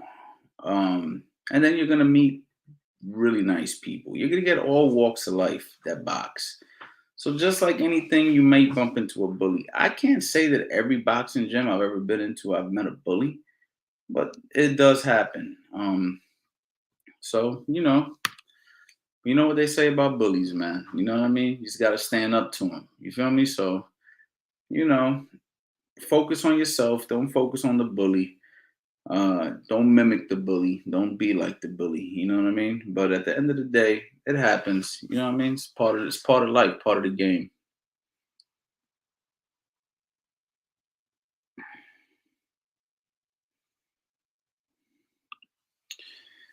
Did you used to work with Coach Rick? Did he work out of the same gym or something? There's some footage from what looks like your old gym on his channel. Some sparring footage of you. Yeah, man, Coach Rick. Rest in peace to Coach Rick. Um, Man, it's crazy, man. I can't even believe I'm saying rest in peace to Coach Rick, man. Coach Rick was one of the people who basically was like a pioneer of teaching, um, the Mayweather style of mitt work. And when I first moved to New Jersey, um, I had the opportunity to meet him, and I actually bought him to train out of my facility. And he trained out of my facility for over a year, maybe close to 2 years. He shot a lot of videos. He bought the MTV project to my gym. He was training Raymond Tito Serrano. I got a chance to see the Mayweather mitt work up front. I learned a lot of Mayweather mitt work from him.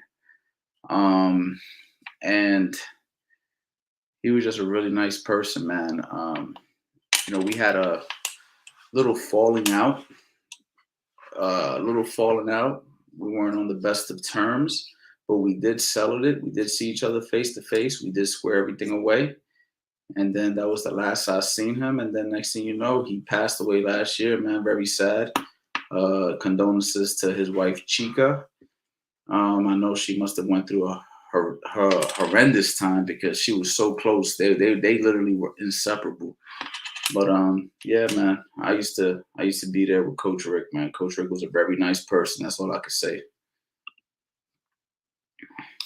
We got a few super chats here. King Alexander, no question, but the $5 super chat. Appreciate you, my guy. My guy J.O. Smitty. How do you create offense out of the Philly shell stance? Training my son. I purchased your course, but I haven't seen how you start offense. Well, the Philly shell is more of a defensive tool. So in order to start the offense, I would say work off your jab, right? So, if I'm in a Philly shell, which, I covered this earlier, that just keeping the lead hand low isn't necessarily the Philly shell. But anyway, if we want to call the lead hand being low the Philly shell, what we're going to do from right here is working up jab, right? So I could throw the jab from, let me just hide your question for a second. If I'm here, I got a bunch of stuff. Make sure you get that ground up 50. Make sure you get that ground up 50. But if I'm here, right, out of a Philly shell, right, I got an up jab. Someone throws a right hand, I could try to time a check hook. You feel what I'm saying? But you're not gonna necessarily stay here at all times, right? Like I might be here for a second, hands up, and then out of nowhere that right hand comes, and then I might turn into a Philly shell. You see what I'm saying? Or a shoulder roll. This is really just a shoulder roll. You see what I'm saying? Or if I'm here, someone throws a right hand, you could deflect it. You could shoulder roll it. I could bend the waist. I could do these things or out of this system. But from right here, you keep your lead hand relaxed. It's more of a relaxed stance. And from right there, you just work your jab like any other stance. Bop. Like if my hands are here and I work the jab, I just work it from here. Up jab. Maybe I bring the hand a little bit higher. Pop a jab. Maybe I bring it a little bit lower.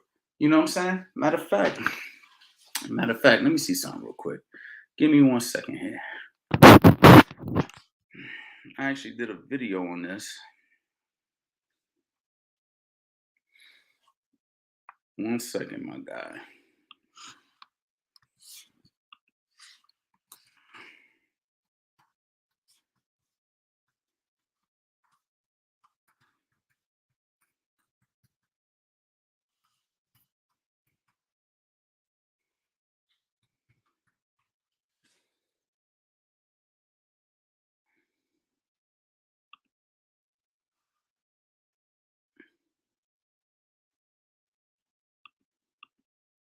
Sorry about the wait.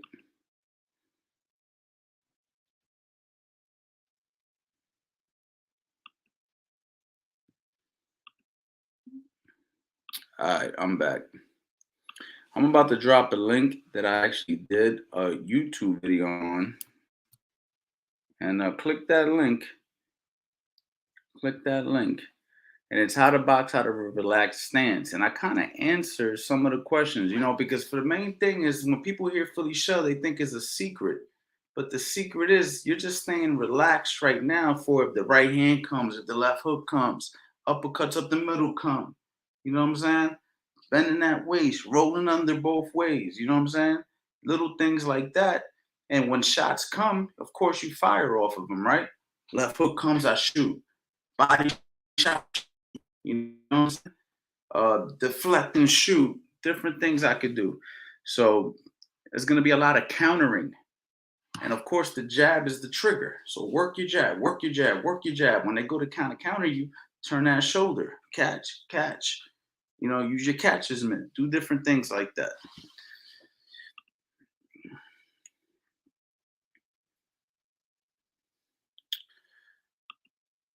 Big shout out to the Don with the $20 super chat, man. That's love, man. I appreciate you, man. I appreciate you. J.O. Smitty, I hope that answered your question, man. Make sure you click that link, How to Box Your Relaxed Stance. I put it right there in the comments.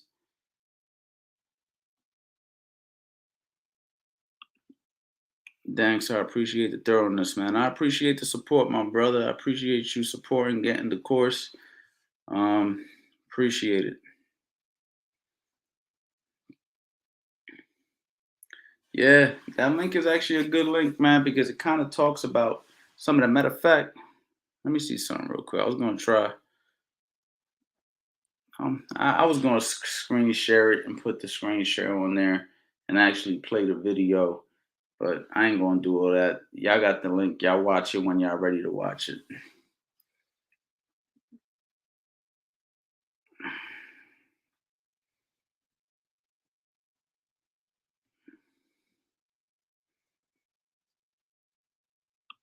The Dawn is the man of the hour right now. Big shout out to the Dawn. Appreciate you, man. Appreciate you. J.O. Smitty, another guy, man. Appreciate you.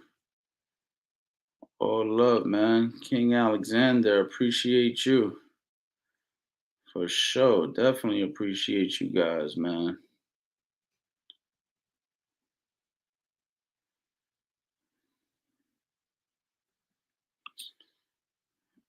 Go ahead and drop that ground up 50. That ground up 50. Build you from the ground up, ladies and gentlemen. It is on the website right now.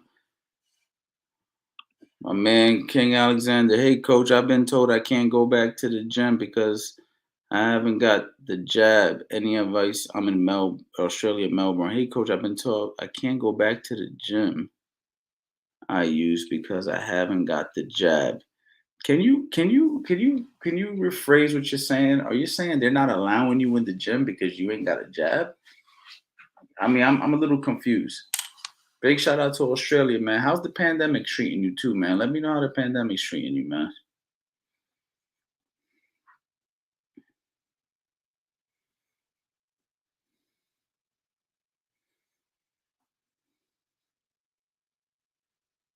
What's the jab? Hold on, is the jab? Hold on, is the jab the vaccine? Is that what y'all call the jab?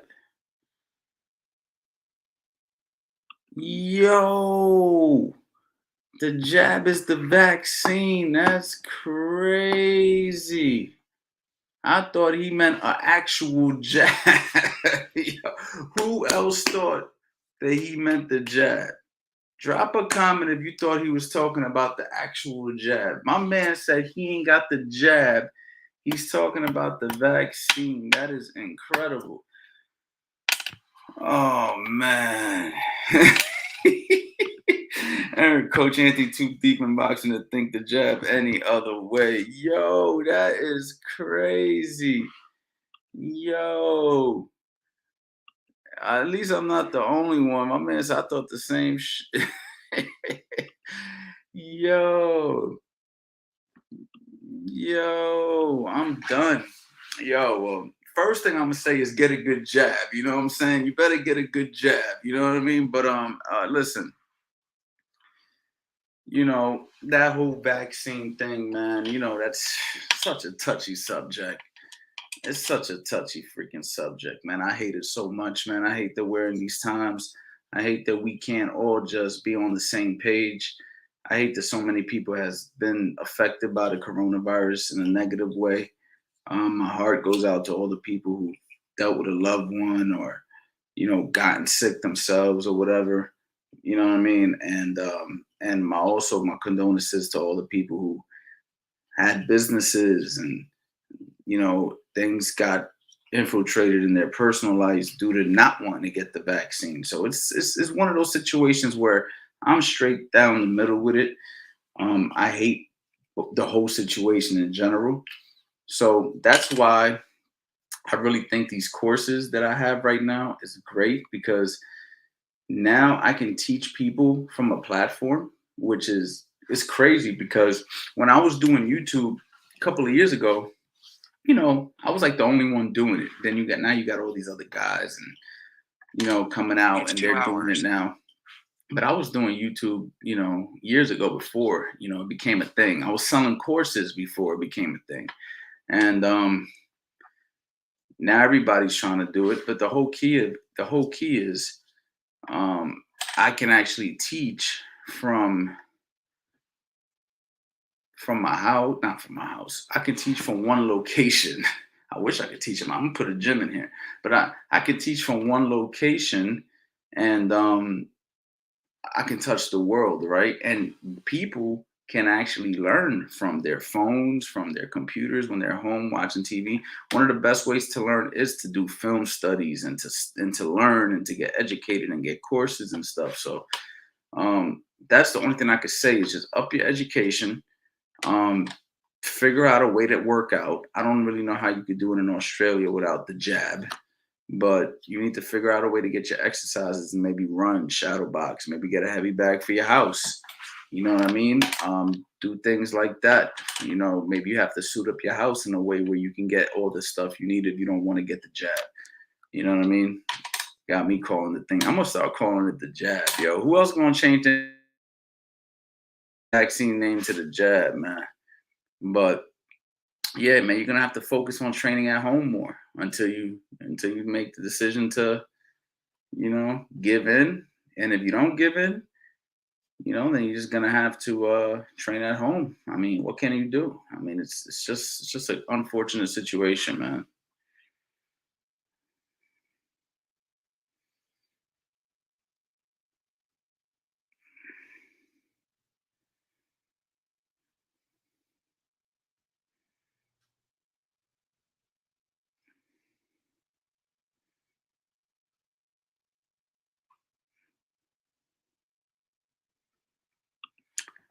Yo, I am actually gonna be working on that course.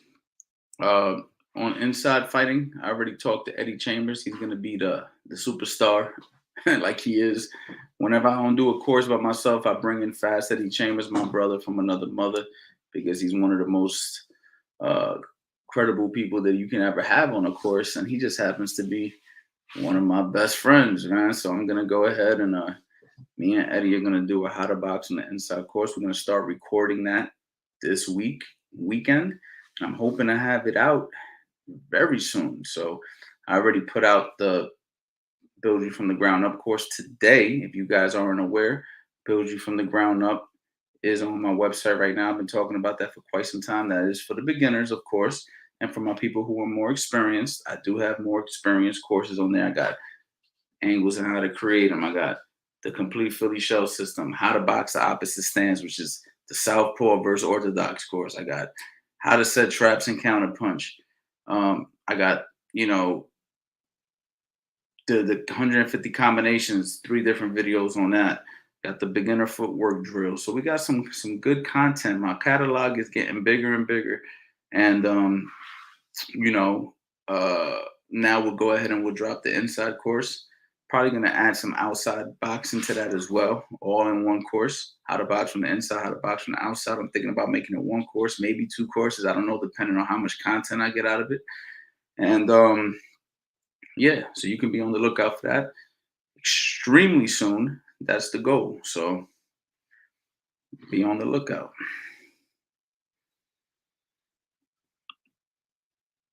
Thanks for the advice, coach. Thank you for the support, man. I really appreciate that.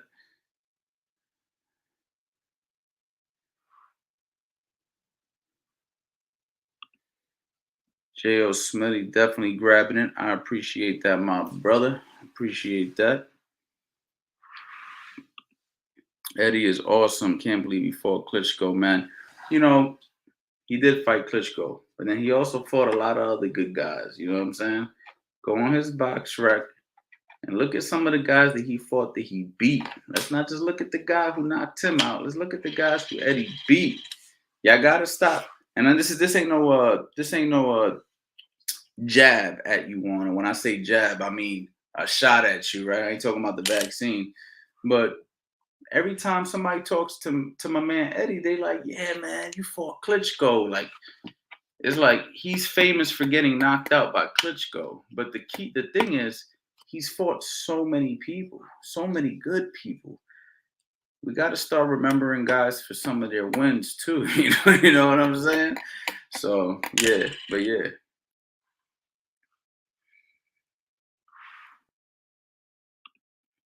Yeah, coach, love your coaches. I got a few of them. I appreciate you, my guy.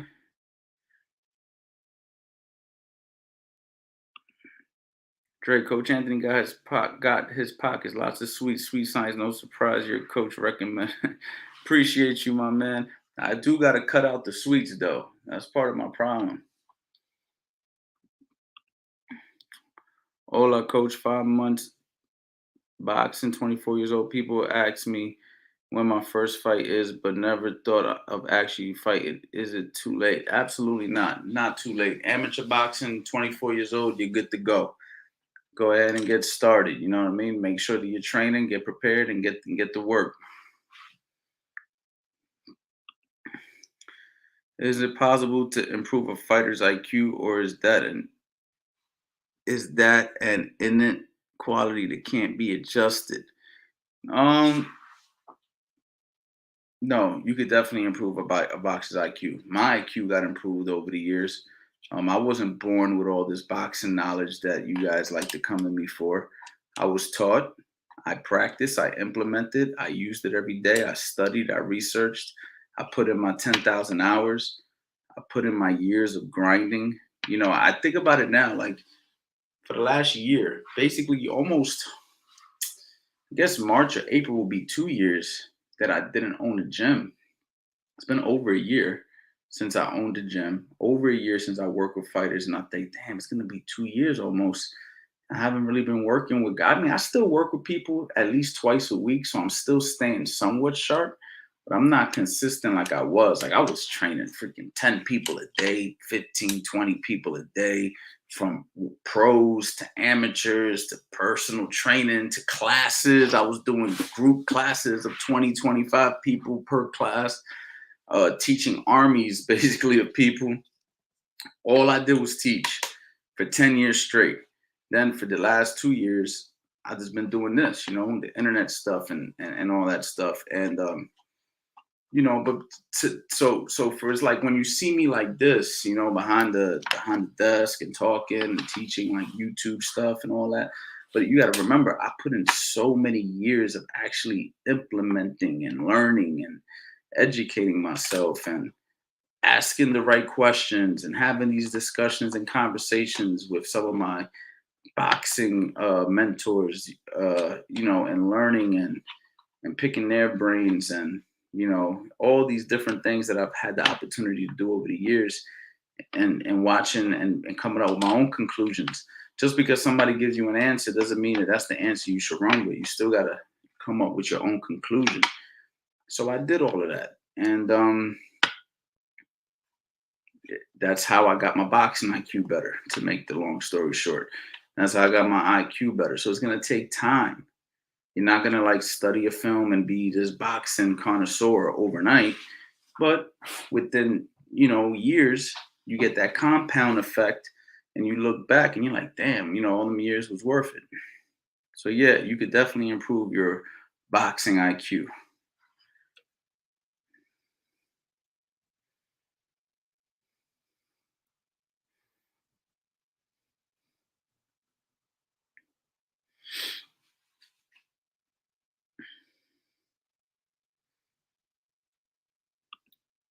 Would you also do a breakdown on getting into a career in boxing?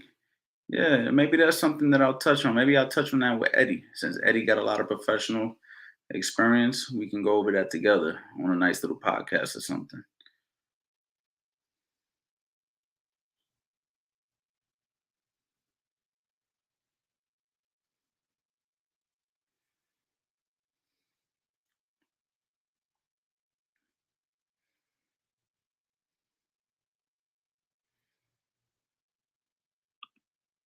The good old days. Yeah, the good old days, man. Kevin, man, for sure, man.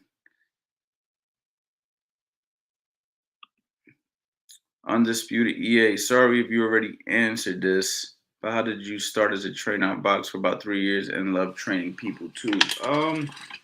I started training people when I opened my boxing gym in about 2000 and shit, 2011. And I did it because I didn't see a purpose in. Well, that's not true. First, I wanted to hire Coach Rick when I opened my gym.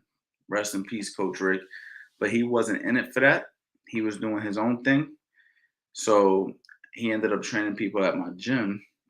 And then what ended up happening was I was like, okay, well, I got to hire a boxing coach because I was just going to be a boxing business owner. That was the initial goal. Just open a gym, focus on memberships and make money. And that was it. That was the initial goal. But I love boxing too much. So I was like, man, you know what, man, I'm not hiring somebody to do something I could do.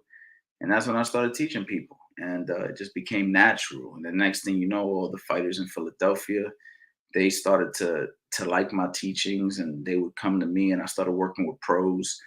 Um, I started working with some local pros and then moved into some more high level pros. And, I started working with Hank Lundy, who was a Philadelphia at the time. Hank Lundy was the hottest fighter in Philadelphia.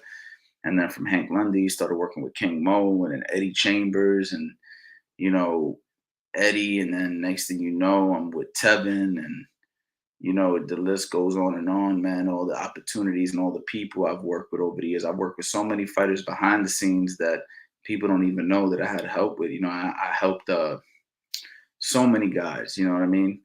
And I don't even consider that like a feather in my cap because if I helped a fighter, but I wasn't in the corner or I wasn't like the head trainer or something like that, then I don't really consider that much of a feather in my cap. But I've helped many guys behind the scenes that you guys probably watch on TV now. But I just, it is what it is. I mean, as a coach, you kind of just you work with so many people, even guys that you don't work with. So that's cool, you know what I mean? And that's it. So yeah, how did I get into it? I opened the gym. That was the main thing. Before I opened the gym, I was actually training myself as a fighter. I opened the gym around 29 years old and had my first amateur fight at 16. So that kind of tells you right there, I was already boxing for like 13 years before I opened the gym. And then did another 11, 10 years, whatever. I don't even know. I'm losing track of the math. But, I've been involved with the sport over 20 years. And so that's basically how that goes.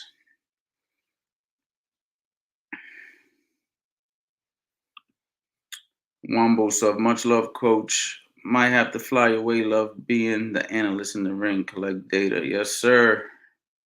You already know.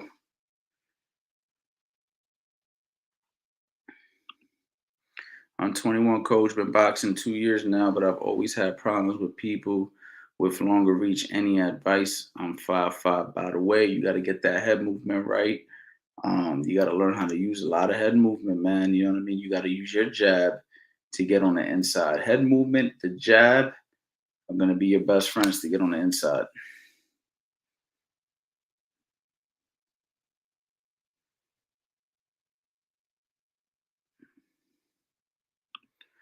My defense is trash, Coach Anthony. I'm getting tagged with the right hand all the time. Pick that hand up, man. Start blocking it. Stop blocking it.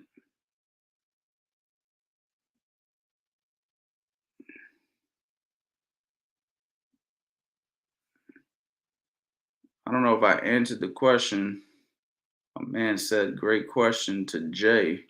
Did I answer Jay's question already? I'm trying to find it.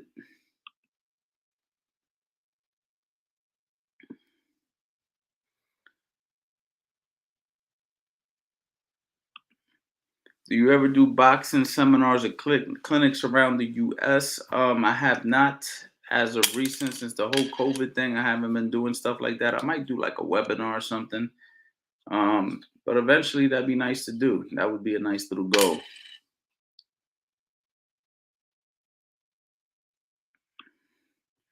Hi, Anthony. I enjoyed your boxing tutorials for a long time. Thanks for everything, my man. Much love. I appreciate the love and support, man. Definitely appreciate the love and support. You guys already know CA Power Hour. All courses is 75% off. That goes for all the courses. I'm doing that right there just because y'all showing love right now. I wasn't even going to do that no more. I was going to dub that until, you know, further notice. But whatever, man. Show y'all love. And then, of course, the special course that I just dropped today, use discount code ground up 50. Look, I'm forgetting my own course codes. Ground up 50 and get 50% off my latest course, Build You from the Ground Up, man. Make sure you guys check that out, especially if you are a beginner.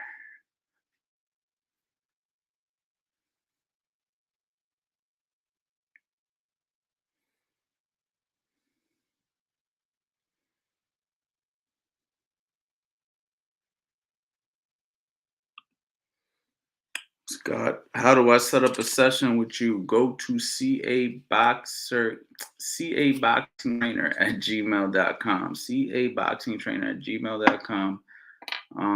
And you can shoot me an email, and either I or my assistant will get back to you, and we'll work it from there. 1 second right here.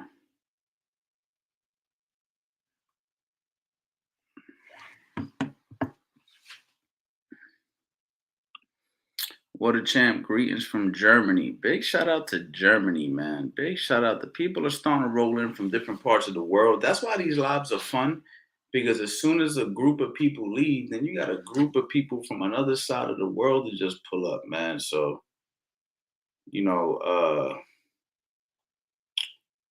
yeah, man. Can you talk about your course a bit more? So, if you're talking about Build You from the Ground Up, let me go ahead and show you something. I was doing a share screen earlier. All right, so we can go ahead and share the screen. And build you from the ground up. So this is build you from the ground up. So you can see I got 1.0, a lot of content right here. As you can see, I got all the content. Now, what's cool about the content is this, like for instance, you know, let's see here. We got the table of contents right there. Show you guys everything that you're going to be learning. You know, let's just say something as simple as a stance, right? Come to the stance, you're going to get the PDFs. It's going to be right here. So you're going to have some more explanations right there. You know, we're going to work on the jab. I got the training tools, the line, the body punches, the heavy bag basics, some free videos right there. And then what's cool is, for instance, if you're a Southpaw, you're still. Okay, guys, so the first video, the stance. Now I'm going to explain this in very, very deep detail because I want you guys to get this right, okay?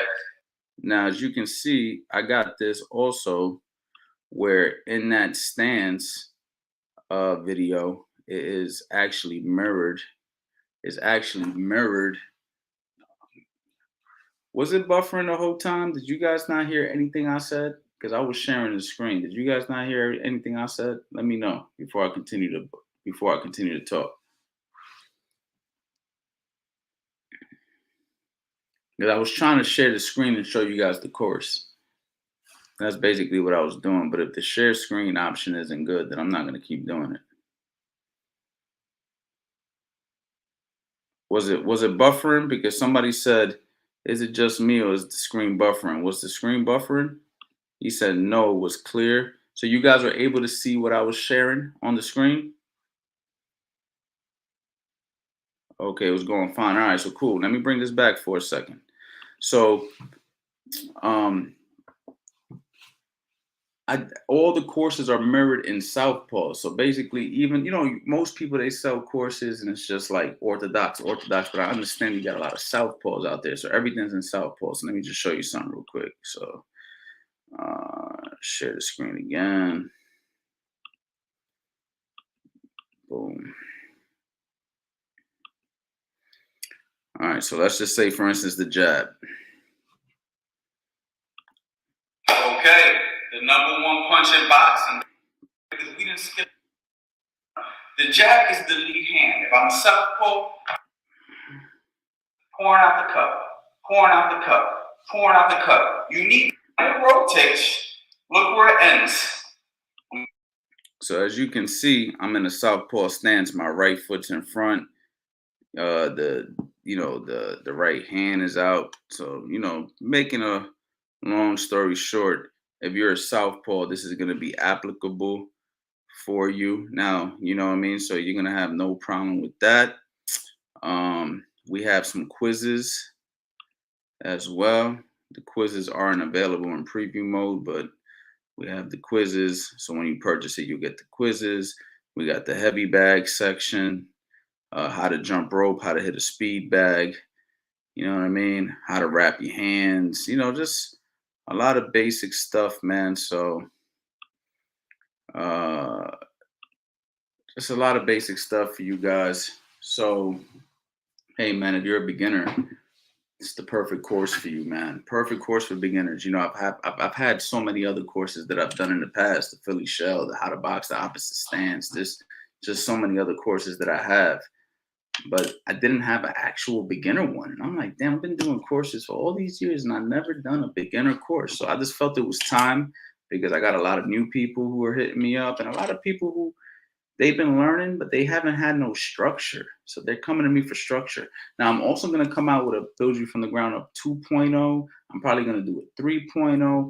So that's the other thing. Like, I'm teaching this in a system and there's no way I could teach you everything in one particular course. So you're going to get a good amount of information in the course, everything you're going to need, and then you're going to be able to grow and grow and grow. And I got something real dope coming real soon, but I'm not going to talk about it till it's done. I'm the type of guy I don't like to talk about stuff till it's finished. So we'll see how that goes.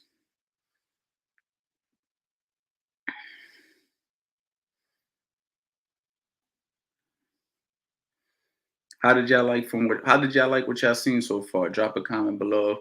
Let me know if you like what you saw.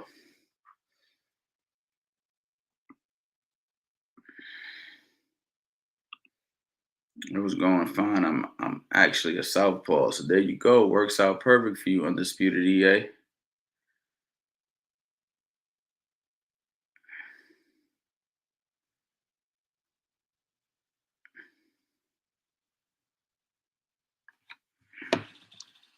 Been on here for 2 hours already.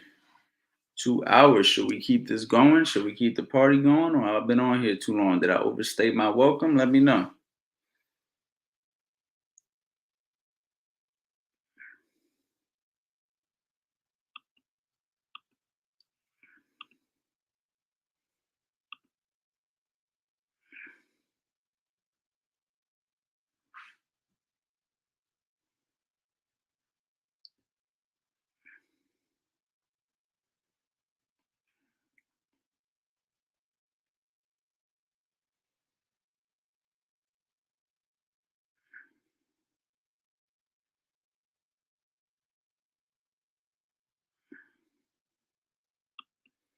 That jab was thrown while protecting your chin. I forgot that is massive. Yes, sir. See what I'm saying? It all comes down to the fundamentals. It all comes down to the fundamentals at the end of the day. So you gotta have solid fundamentals, man. You got to, man. It's just a key. How many folks that switch stands? How many have you trained many folks that switch stands during a fight? I tend to change subconsciously. You know, it really is very tricky because you have to be good at it. I've trained a few who could do it, but for the most part, not too many. And sometimes I frown upon it unless you're really good at it. Because as you're switching, that's when issues can happen. So, subconsciously, that's fine, but you have to be able to operate out of both stands.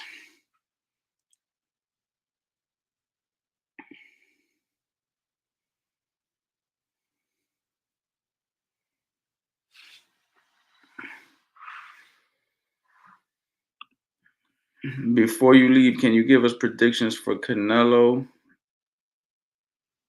Plant and Crawford Porter? Quick analysis. Canelo Plant is going to be very interesting. Because Canelo, obviously, we know what Canelo could do, and we really kind of only know a little bit of what Caleb Plant could do. We know that Caleb Plant's a hell of a boxer. We know that he's slick. We haven't seen him at this level. We really don't know. We really just have no idea. That's just what it comes down to. We really don't know. Can he step up to this level? And that's what makes this fight exciting. Makes this fight exciting is we don't know. We do know what Canelo can do. He's proven. Caleb Plant, not proven. But what makes it interesting is that Caleb Plant could box. As far as Crawford Porter, man, both those guys are proven. Both those guys can fight. And that's going to be very interesting. I got Crawford maybe by knockout. And the only reason I say that is because I just feel that that over-aggressive style that Sean Porter has kind of plays into Porter's style a little bit. But at the same time, Porter is a veteran who can box, punch, rumble, smother, make it ugly. And there's a very good chance this fight can go to decision. But I'm going to have to lean toward Crawford on that one.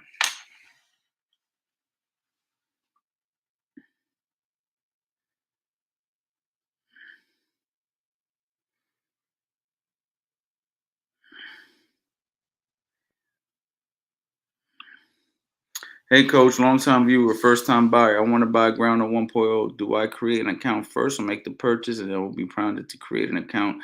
Yes, you make the purchase and then it'll give you an account. You put in a code and then that code will get you right into your portal.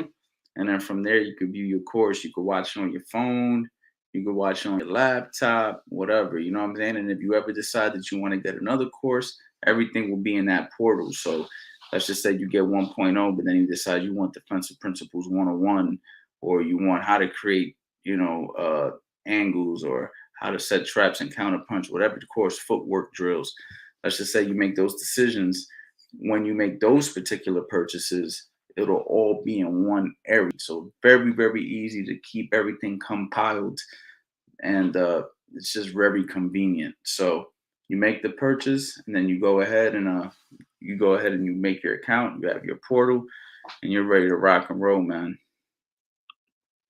And of course, if you do decide to get it, use Ground Up 50 and get 50% off my course, man. Let me drop the commercial real quick. I'm gonna hang out with y'all a little bit longer. You know what I'm saying? We're gonna chop it up some more. But let me let you see it just in case for all my new people who just came in. This is build you from the ground up. Probably one of the most important courses on my website at the moment. And it's because I'm going to teach you step by step the fundamentals of boxing. See, you want to make sure that you have a good foundation. You have good fundamentals. It's no different than building a house, right? You want to have a solid foundation so you can build on top of it. And that's exactly what we're going to do. I'm going to teach you the same way that I've taught hundreds of people throughout the years from owning a gym. I've also had the opportunity to work with numerous world level professional fighters, amateur fighters at the Olympic level, and they all have one thing in common, and that's good fundamentals. And you have to have a solid foundation if you want to go ahead and building on top of this, all right? But this is just a really good starting point. So for all my beginners out there, intermediate and advanced boxers, let's go ahead and let's get started. You already know.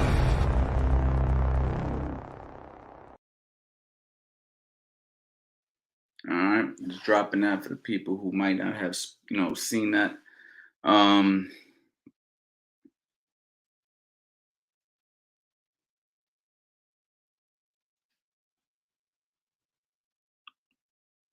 Coach, what was it you said about defense? They only train half the time and wonder why they get hit twice as much. Simple math, yes, sir. I got that from my boy Billy Briscoe, a good friend of mine, and I used that. I told him I stole that from him, and you know, boxers only train defense 25% of the time.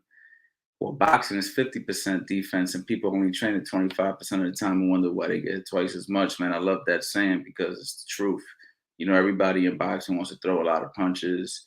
People in boxing want to, do everything that's instant gratification, but you got to train defense. You got to do the boring stuff. For me, defense was always fun, so I never had that problem. I love defense. I have just as much satisfaction making a person miss as I do hitting them. So you have to have that mindset if you want to be good at defense.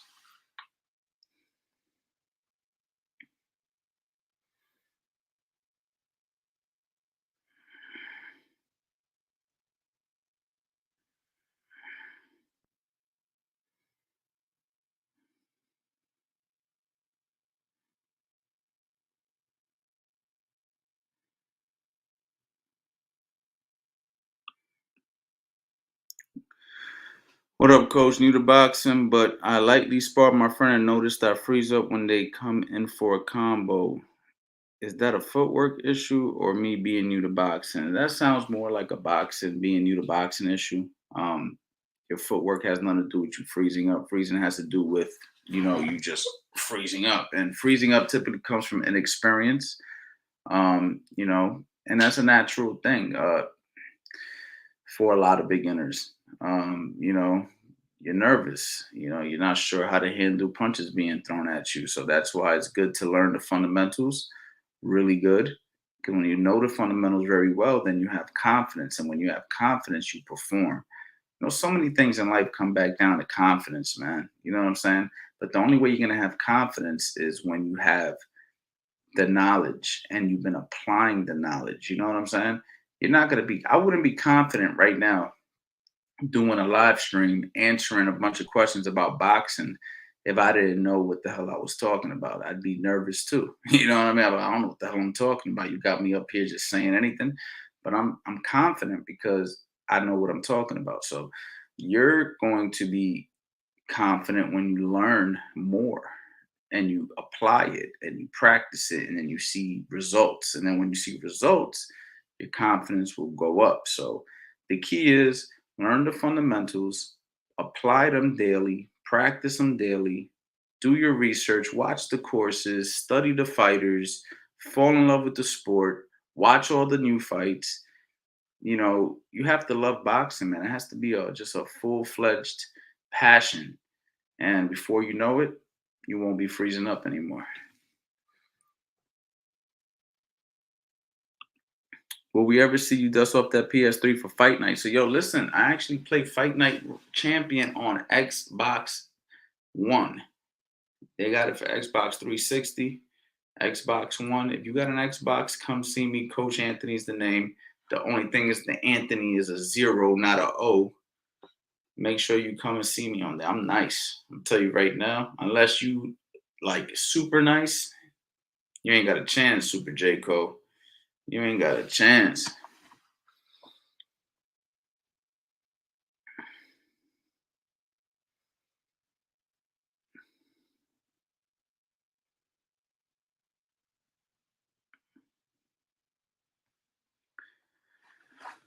Oh man, it's starting to die out in here a little bit.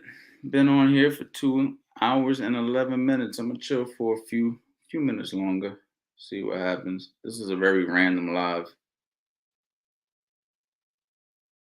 Very random live.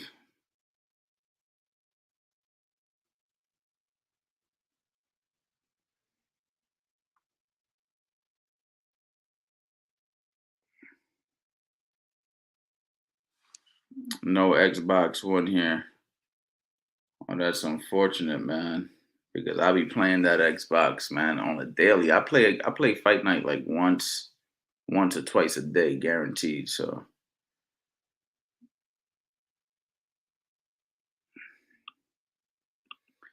hey coach, new to boxing from Australia. Any tips on smothering a taller fighter? Oh, smothering for a taller fighter. You know, if you're new to boxing, that's kind of an advanced question. So how new are you? Why are you thinking about smothering already? But as a taller fighter, if you're gonna smother, when a fighter tries to come in, all you gotta do is step in, step in with them. You know what I mean? But uh, really smothering for a taller fighter is gonna be more of tying up. You know what I mean? You're really looking to tie up.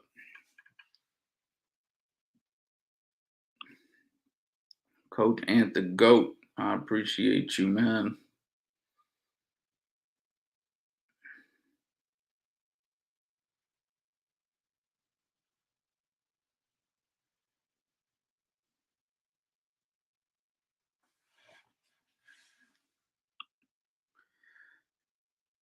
So yeah, man, use discount code GroundUp50. Get 50% off of Build You from the Ground Up. Use the CA Power Hour and get 75% off all the other courses. That's gonna be for you guys being random with me. You know what I'm saying? Don't expect to see this 75% off no more though. This is a dub, man. You know what I mean? I gotta stop this. This is out of control. Can't keep doing this, man. So if you're gonna take advantage of it now. I might still do 25%, 30s, maybe some 50s, but 75%, nah, man, I ain't doing that no more. That's a dub.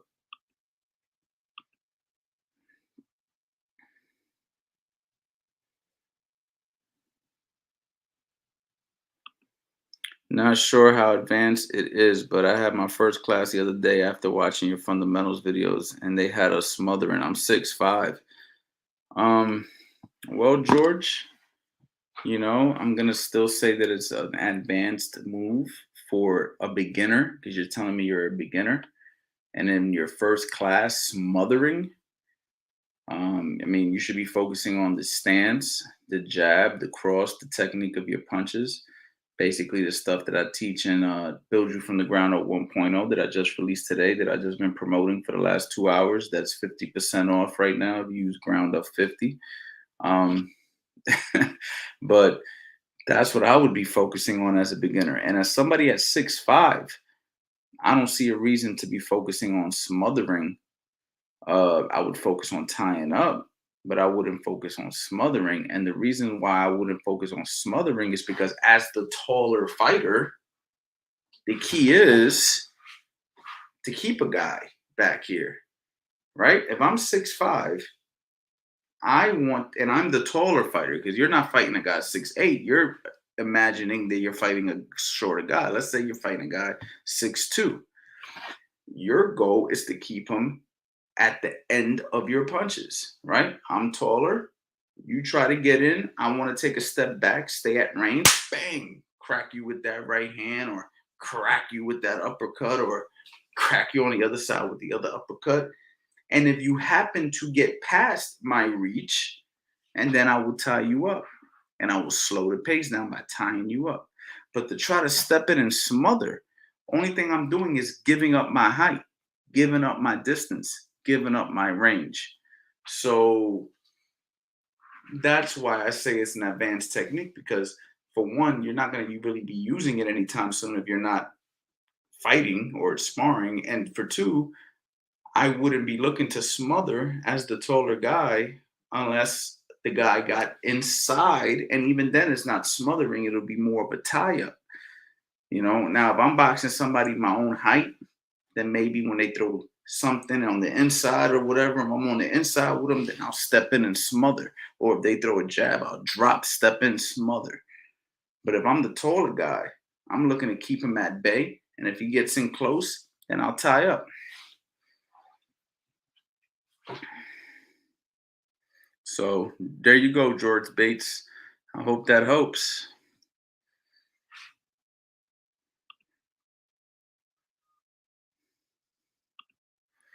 But like I said, if you want to check out Build You From the Ground Up as a beginner, that's where you need to be right now, 50% off. You know what I mean?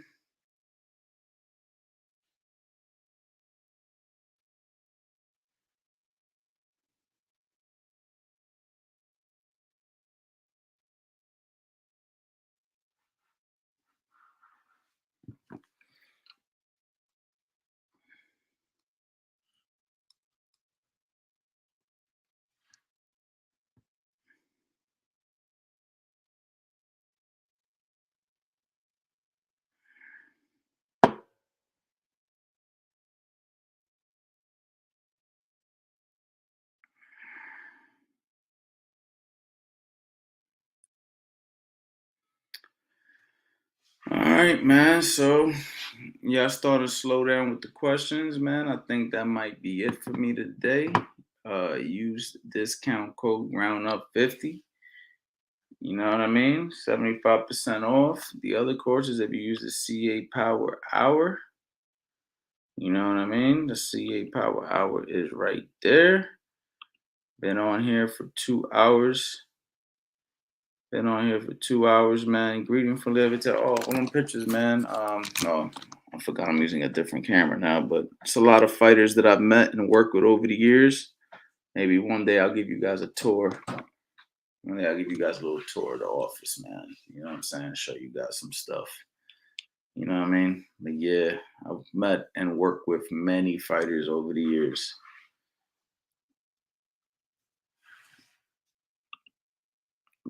The question answering and interactive as amazing. Further proof while you're to go, man. I appreciate the kind words, man. I'm here to help you guys, and I hope that I bring value to you guys, and I hope you guys like, comments, subscribing. Good job answering questions, Coach A. My first live I've been to. I'm gonna be doing them. Be helping you guys. I'm gonna be going live. I'm gonna be bringing you guys. I didn't bring nobody on here today. I'll probably do one this week, you know, where I bring you guys on here to talk with me. So you guys get a chance, pull up whenever I do it. Keep the bell notifications icons, and you know, with the bell that, you know, the notification icons or whatever, so you guys can go ahead and keep up with it, man. All right. And one more time for the course of the day, you guys already know this is Build You From the Ground Up, probably one of the most important courses on my website at the moment. And it's because I'm going to teach you step by step the fundamentals of boxing. See, you want to make sure you have a good foundation, you have good fundamentals. It's no different than building a house, right? You want to have a solid foundation so you can build on top. top of it. And that's exactly what we're gonna do. I'm gonna teach you the same way that I've taught hundreds of people throughout the years from owning a gym. I've also had the opportunity to work with numerous world level professional fighters, amateur fighters at the Olympic level, and they all had one thing in common, and that's good fundamentals. Okay, you have to have a solid foundation if you want to go ahead and building on top of this, all right? But this is just a really good starting point. So for all my beginners out there, intermediate and advanced boxers, let's go ahead and let's get started. You already know.